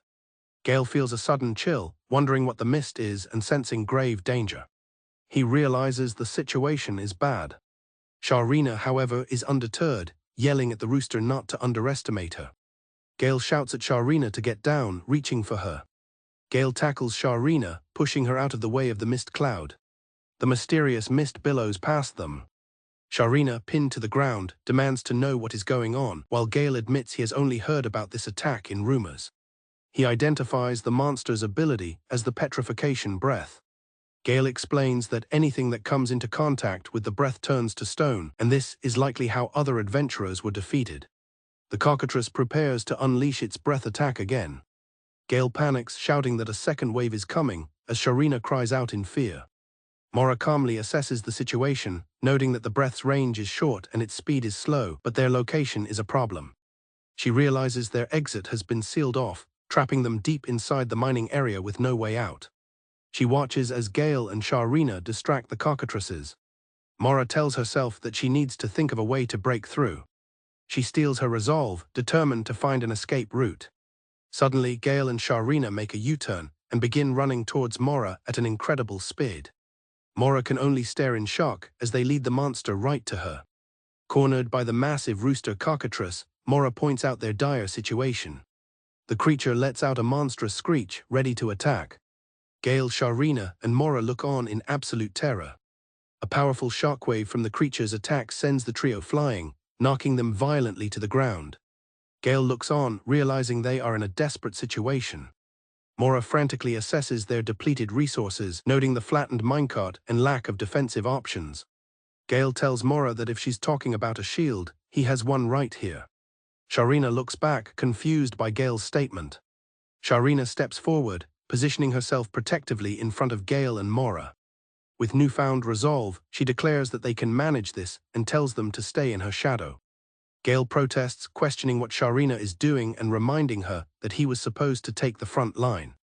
Sharina confidently tells him not to worry, as she will fulfill her duties. Gail cries out her name as he sees her begin to turn to stone. Sharina looks at her hand in confusion as the petrification spreads. Sharina tells Gail that while he's completely offbeat, she doesn't hate him.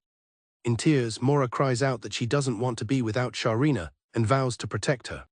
Sharina, facing away, says there is one last thing she wants to ask. Sharina recalls asking someone to take care of everyone in the guild. She thinks of her friend Gimli, hoping she will do her very best. She regrets not being able to tell her that personally before leaving. Sharina, partially petrified, looks down as a hand reaches for her. A Dispel curse magic circle appears, cast over the party. The petrification on Sharina's body cracks and shatters. Sharina looks at Gail, confused about what just happened. She flexes her hand, now completely free from the curse. Maura and Sharina are shocked, asking Gail how he managed to do that. Gail explains with a smile that he simply tried dispelling the curse and was glad it worked out. Sharina and Maura are left completely speechless by the revelation. Gail explains he thought the petrification breath worked like a poison, similar to Gorgon's gaze. He concludes that it's a new discovery that animal-type monsters can use curses. Sharina announces that she has also made a new discovery. She points towards the cockatress, telling them to look. Sharina explains that the cockatress is panting, as its petrification breath is a very draining attack. Maura realizes that with Gail's ability, they have nothing to fear, and Gail urges them to strike back quickly. Maura announces that her magic power has returned enough to cast one buff. She tells Sharina she will cast a strength enhancement spell on her, and Sharina eagerly agrees. Maura outlines the plan. Sharina will hold down the serpent side of the monster. Meanwhile, Gail will deliver the final blow to the chicken side. With their strategy set, Gail and Sharina charge towards the beast. Sharina leaps towards the serpent heads, ready to engage them. Gail unleashes a powerful attack called Blacksmith's Charge. Gail stands over the defeated monster, taunting it for its failed petrification breath. Maura yells at Gail to go all out. The cockatress begins to stir, and Gail notices it waking up. He vows to put it back to sleep for eternity, unleashing a barrage of cursed items. He muses that with so many different effects, at least one of them is bound to work on the boss monster. With a wild grin, Gail announces a clearance sale as he unleashes a simultaneous multi-curse attack at point-blank range. A massive onslaught of cursed energy erupts from Gail's items, completely overwhelming the weakened cockatress in a final, decisive blow. The giant cockatress sends Gail flying through the air. His attack lands a direct, explosive hit on the monster. As he recovers midair, Gail yells defiantly at the creature. The cockatress disintegrates from the force of Gail's assault. Having landed safely, Gail confirms to a shocked Maura that he did indeed use his entire arsenal. Maura explains that she could not be sure which of the cursed items would prove effective against the boss monster. Sharina furiously berates Gail, exclaiming that if all his cursed tools had activated, it would spell the end of the world. Gail casually laughs off the warning, thinking she is being overly dramatic. The dying cockatress utters a faint final sound. Maura admonishes Gail, saying that this is going too far even for him. A massive, ominous energy begins to radiate from the pile of cursed items and monster remains, catching the party by surprise. The unstable energy detonates, creating a cataclysmic explosion that tears through the mine. Sharina screams that Gail is an idiot as she and he are thrown by the force of the explosion. The aftermath leaves a desolate, steaming landscape. Muttering about the awful stench, Sharina spits out a mouthful of grime. Sharina gets to her feet and calls out to Maura, who responds weakly that she is just barely still alive. Covered in mud, Maura laments the stench and the state of her clothes. Sharina asks for Gail's location, and Maura points to where he landed. Suddenly, a deep rumbling shakes the cavern, causing Maura and Sharina to look around in fear. Gail panics, fearing a cave-in, while Sharina and Maura angrily shout that it is his fault. With no time to argue, the three of them sprint towards the exit to escape the collapsing mine. The cave ceiling crumbles, sending large rocks crashing down. Their path out of the mine begins to flood and fill with debris.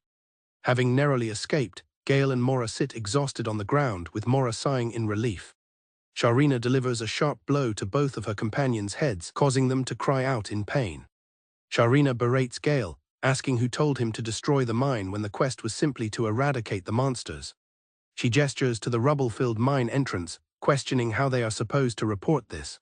Gail tries to brush it off by saying an achievement is an achievement, but both Sharina and Maura yell back that it is not.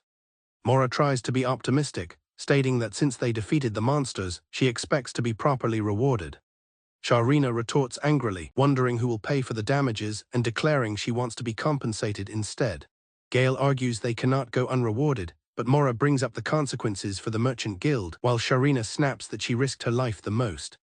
Sharina yells at Gail, asking how she can possibly introduce them now that they are essentially mining explosion criminals. She continues to list her grievances, from losing her hammer to the mine explosion itself. As their bickering echoes across the desolate landscape, they all vent their frustration over what a terrible day it has been.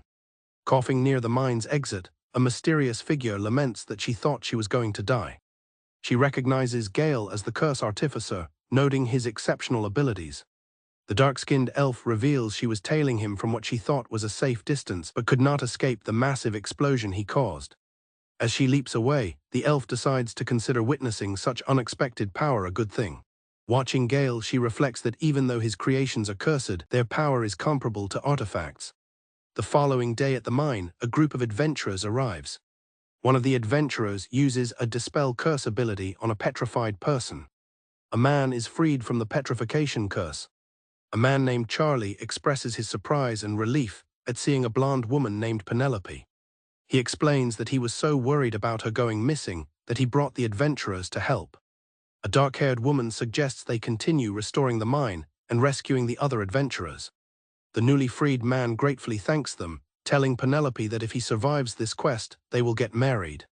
Seeing the happy couple, Charlie offers them his talisman free of charge as a gift.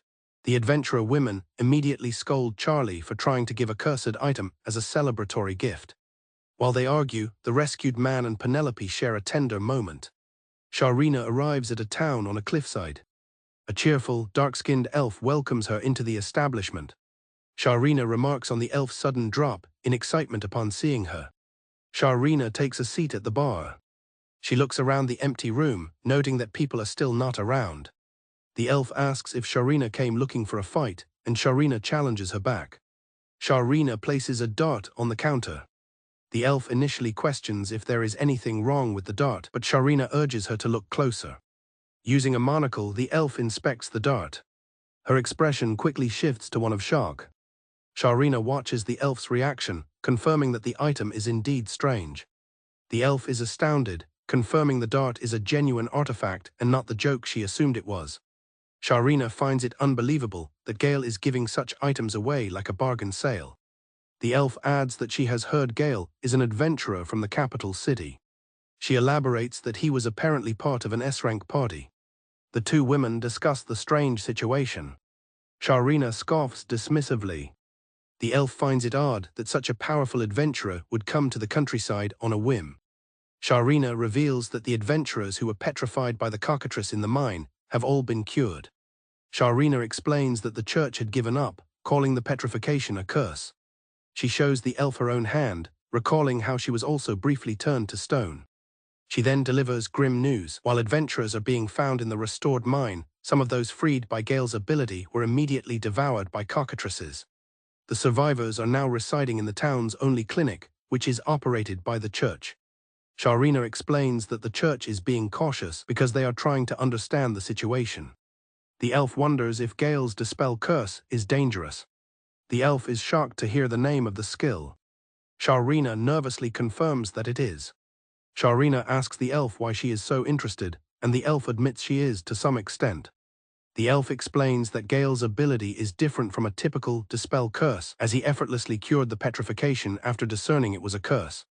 She adds that he did so without using any medicine or church facilities. This information leaves Sharina frustrated and wondering what to do now. Sharina questions whether Gail and his companion can still be considered ordinary adventurers, but the elf dismisses this, saying newcomers are still newcomers. However, the elf believes Gail will apply for a rank up soon, considering his continuous completion of difficult requests even while solo. Sharina calls the elf a vixen, an insult the elf casually dismisses. The elf asks Sharina what she wants. Sharina reveals that she has already convinced him to join their blacksmith guild, admitting his skills are genuine but his sense is lacking. The elf agrees, noting there is no rule preventing an adventurer from belonging to multiple guilds. After a moment of silent understanding, the two women part ways. Sharina leaves, muttering about how annoying the whole situation is. Elsewhere, Gail suddenly lets out a powerful sneeze.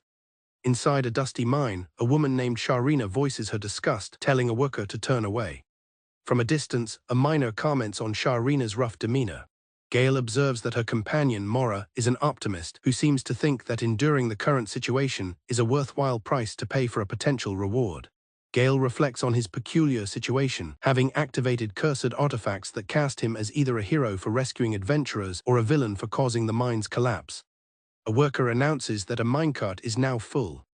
Maura asks Gail if it is true that he joined the blacksmith guild. Gail confirms it, showing his guild tags and explaining it was a condition from Sharina for helping him get a stall.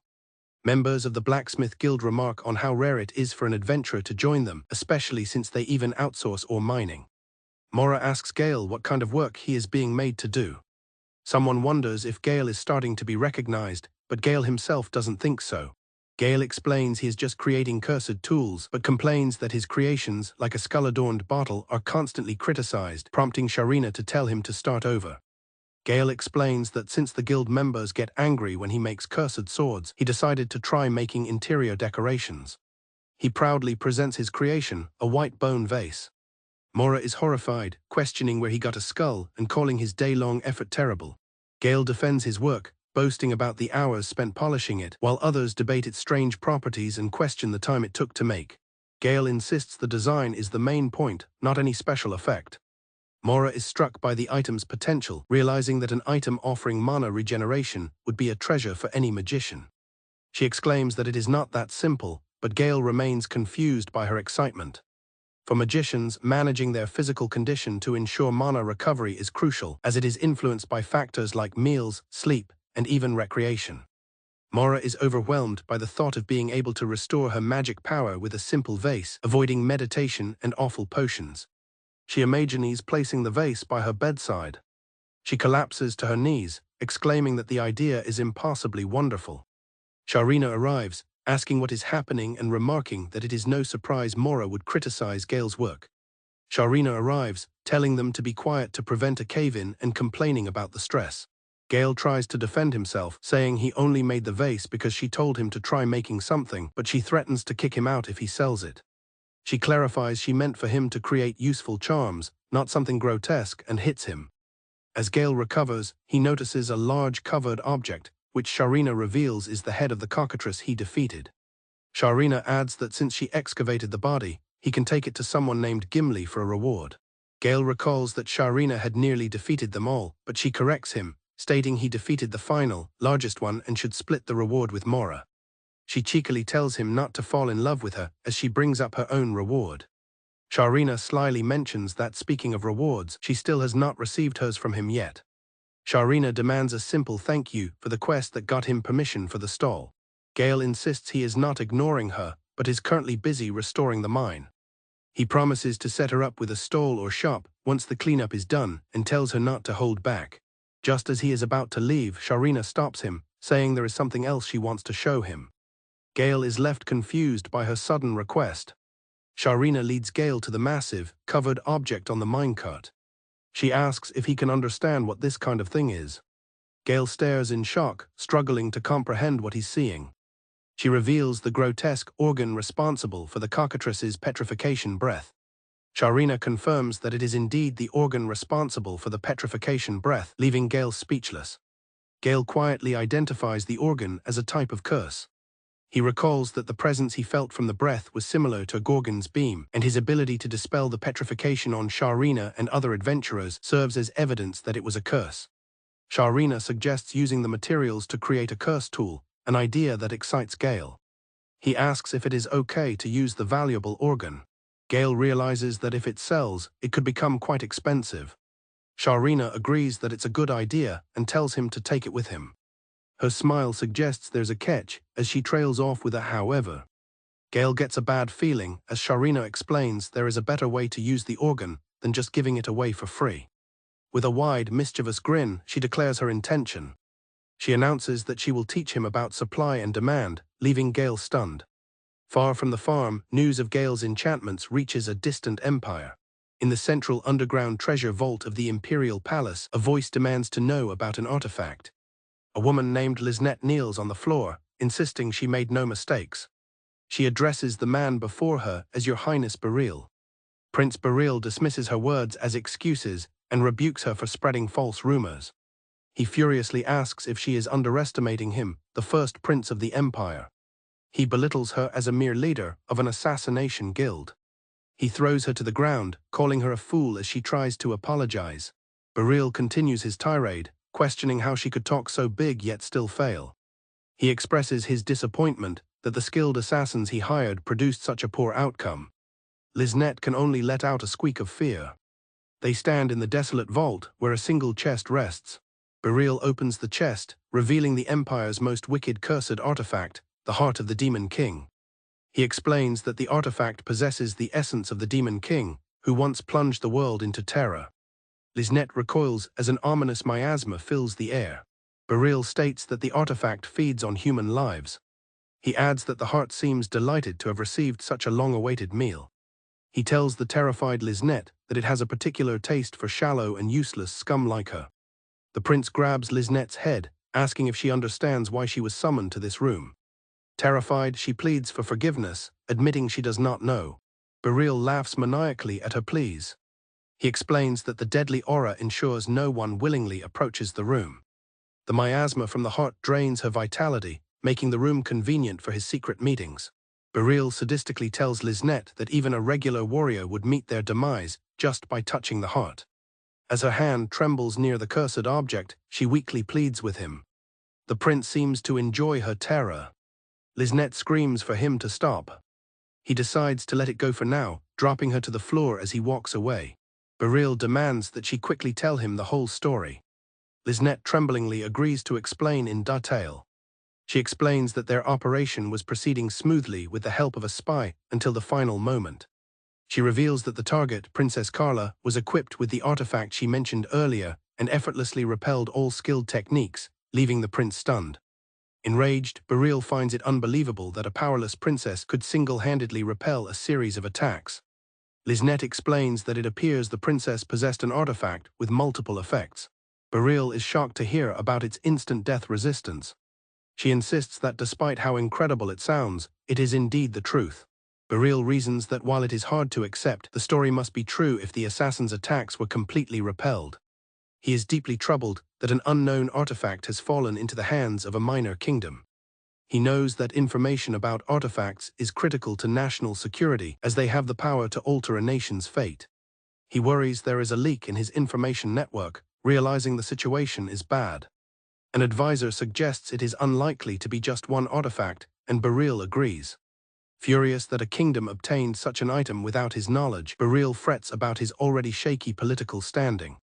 He admits he does not care about Carla, but the marriage between her and his insolent half-brother is troublesome. He worries that if the marriage proceeds, his inferior brother, the second Prince Curtis, will gain power. As he curses Carla's name, Liznette reveals she has information regarding the artifact's origin. Liznette informs Prince Beryl that, according to her information, the artifact was obtained from a certain young man. She clarifies that this young man was running a stall, as a flashback shows Gail interacting with a customer. In a corner of a tavern where the capital's adventurers gathered, a discussion was underway. As one of the adventurers grew agitated while discussing the rumors, his companion told him to lower his voice. Returning to the topic, they brought up a rumor that had become common talk among the horse carriages on the street. One man skeptically asked what the rumor was about, guessing it was just someone who had skipped out on their carriage fare. The rowdy adventurer loudly summoned a waitress to their table. A waitress named Ale approached, ready to take their order. He impatiently demanded she bring a whole barrel of ale, while his companion, Cash, tried to tell him he'd had enough. The rumor told of horse carriages being attacked by a herd of orcs on the way to the agricultural city.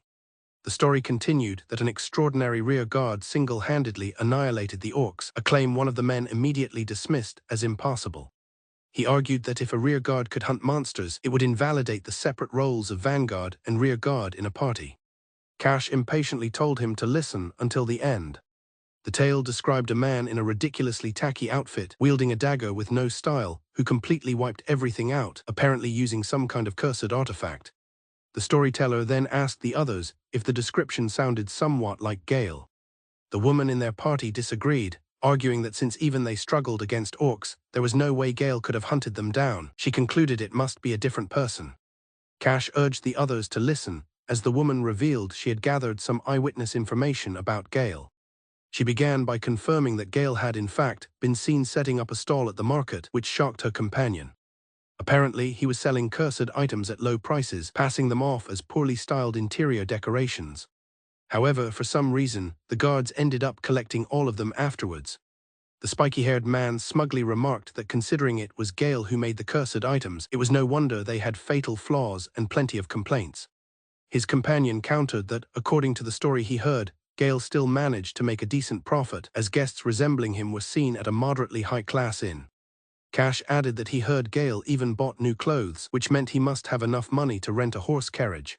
They noted that even though the capital city's royal army had been desperately searching, they hadn't come across Gail anywhere. The woman reasoned that he should have used that money to start something, and Cash nodded in agreement, adding that he had earned quite a bit.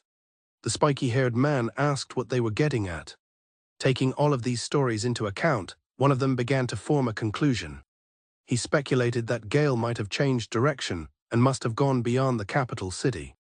He imagined a carefree Gail, who always dreamed of having a shop, deciding to use his earnings as a starting point to establish a real curse item business. The spiky-haired man conceded that Gail was always making creepy things and that he had enough of them to sell. The woman then remembered that there was an adventurer at the Merchant Guild who seemed like Gail and was applying for a market stall. When she showed him the mission document issued by Princess Carla, he reluctantly told her about it, despite it being confidential. He said he hadn't seen him around lately and asked if she was his friend, to which she flatly replied no. The woman concluded that Gail must be confident in his peddling experience and that it was possible he was doing business in other cities. The spiky-haired man grumbled that if that fool has enough money, he could potentially open a curse item shop. The discussion concluded, the men loudly demanded more booze. They yelled for the waitress to hurry up and bring it already. Since it was on Princess Carla's expense anyway, they decided to celebrate. The waitress, Ale, returned carrying 2 large barrels and announced that they could drink to their heart's content. She slammed the barrels down with a loud crash, splashing ale everywhere. The spiky-haired man angrily yelled at her to serve customers more carefully. Cash was impressed by her incredible power, muttering that even one of the barrels is incredibly heavy. The waitress, Ale, listened intently, realizing they were speaking of Gail's whereabouts. Elsewhere, one of Liznet's subordinates thanked her for her hard work. A woman named Liznet complained about having to do a temporary job on the outskirts of the kingdom, even though it was for information gathering and monitoring. Her superior asked if she was certain it was them. Liznet confirmed that their bad attitude matched the information she had gathered and that it was most likely them. Her superior confirmed that the group was hired by Princess Carla and that their target, Gail, was in the agricultural city. Liznet added that the group is an S-rank party called the Wolfpack and they are pursuing Gail Hamilton, the person Princess Carla is desperately searching for. One associate deduced that Gail Hamilton must be the creator of the infamous artifact and asked if they should chase after them. Liznet admitted that she didn't know. Her superior remarked that despite being a former member of an S-rank party, his whereabouts remained completely untraceable, proving he is an incredibly cunning guy. Liznet became frustrated, declaring it was all a cunning strategy to obfuscate the artificer's true identity and that they still didn't know what he had been doing. She reasoned that since it was the princess's treat, they could find plenty of information about the group if they investigated. She decided that discovering Gail's whereabouts made it worthwhile to pay attention to their conversations. She ordered her team to let the party depart quickly, after which they would continue monitoring them. Once they found Gail, they would proceed to capture and take him into custody. As Liznette and her staff handled their duties, the undercover waitress silently cursed the despicable man, Gail Hamilton. The scene is set in the innermost part of the blacksmith guild. Gail bows to Maura, expressing his need to thank her, but she is clearly bewildered by his statement. Gail explains he's thanking her for helping with the quest at the Inanaki mine. He elaborates that she got involved even though it had nothing to do with her. With great enthusiasm, he exclaims that her presence was so reassuring and thanks her profusely. Maura is left stunned and speechless by his direct praise. Flustered, Maura explains she helped him open his shop and reminds him of her status as a top support mage. Gail joyfully declares that thanks to her, his dream is about to come true. Trying to regain her composure, Maura agrees to continue supporting him from now on. Gail sneezes and wonders if people are talking about him, while Maura chides him for it. A woman named Sharina arrives, and Maura comments that she looks dusty from the mine. Gail thanks Sharina for the use of her workshop, mentioning that things are going well. He then presents what he's made, asking if it's sufficient. Gail presents his creation, questioning if it's uncool, but is told that's not how society views things. Sharina excitedly asks how to use the device, and Gail reluctantly prepares to explain. He shows her a knob on the device. As the knob is turned, the device begins to power up. The device, which shoots a petrification curse, activates, prompting Sharina to tell Gail not to aim it at anyone. She accuses him of planning to petrify her twice, but he apologetically promises to dispel it later. Gail skeptically asks if there's really a demand for something like this. Sharina smugly declares that this is what you call functional design, and supply and demand. She explains that because the area is mostly grasslands, mountains, and forests, searching for iron and minerals is a challenge. Sharina explains that stone materials can have significant value depending on the land. She begins to explain using the example of building in a desert. Gail is taken aback by the question but begins to ponder a solution. He considers several labor-intensive methods for acquiring building materials in a desert. Sharina explains that making bricks from sand would require water and other materials, and digging is a hassle. Gail agrees that bringing materials from far away is out of the question. She adds that water is scarce in the desert, and the resulting bricks might lack the desired strength. Then an idea strikes her. She realizes that with Gail's invention, they can mold sand and use a petrification beam to create structures. The simple but brilliant application of the device leaves both Gail and Maura shocked. Gail understands now that he can get stone materials in the blink of an eye. Sharina tells Gail that he has skills, he just doesn't know how to use them properly. Gail is surprised to hear he has skills. The praise makes him very happy. Sharina explains that there's a chronic shortage of stone materials in Farm Edge, and obtaining them is difficult. Sharina happily tells Gail that his invention has resolved their material shortage issue. She leans in and promises him a generous reward if the device actually works. She praises his skills and talent, calling the device amazing. However, she sighs that he lacks a sense of style, and Maura adds that he can't read the atmosphere. Sharina admits the device is impressive, even though she wasn't interested in cursed tools. She clarifies to a flattered Gail that her praise is for the cursed tools only, calling him shallow.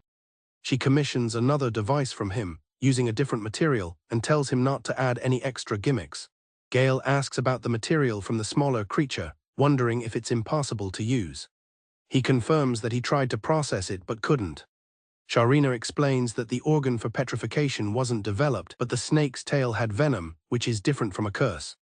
She had thought it would be great to have a venom-producing machine, but it didn't work out. Gail questions the usefulness of a venom-producing machine, pointing out that it's poison. Sharina reminds him that they are in an agricultural city. She asks if he realizes how much they are troubled by pests and vermin, explaining that a powerful poison could also be used for hunting.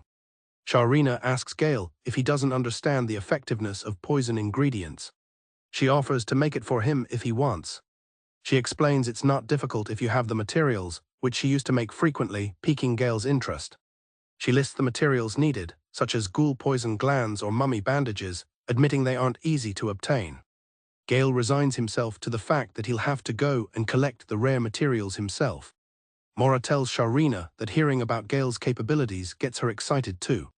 Sharina decides she'll tell Gimli to gather the necessary materials. Maura suggests Gail can try making various things with what's brought back, and he enthusiastically agrees to buy them at a fair price. He then presents a decayed oil holder. Sharina and Maura both sense that the item would smell incredibly foul if opened. The item is described as a bottle carved from a ghoul's intestine, prompting questions about its demand.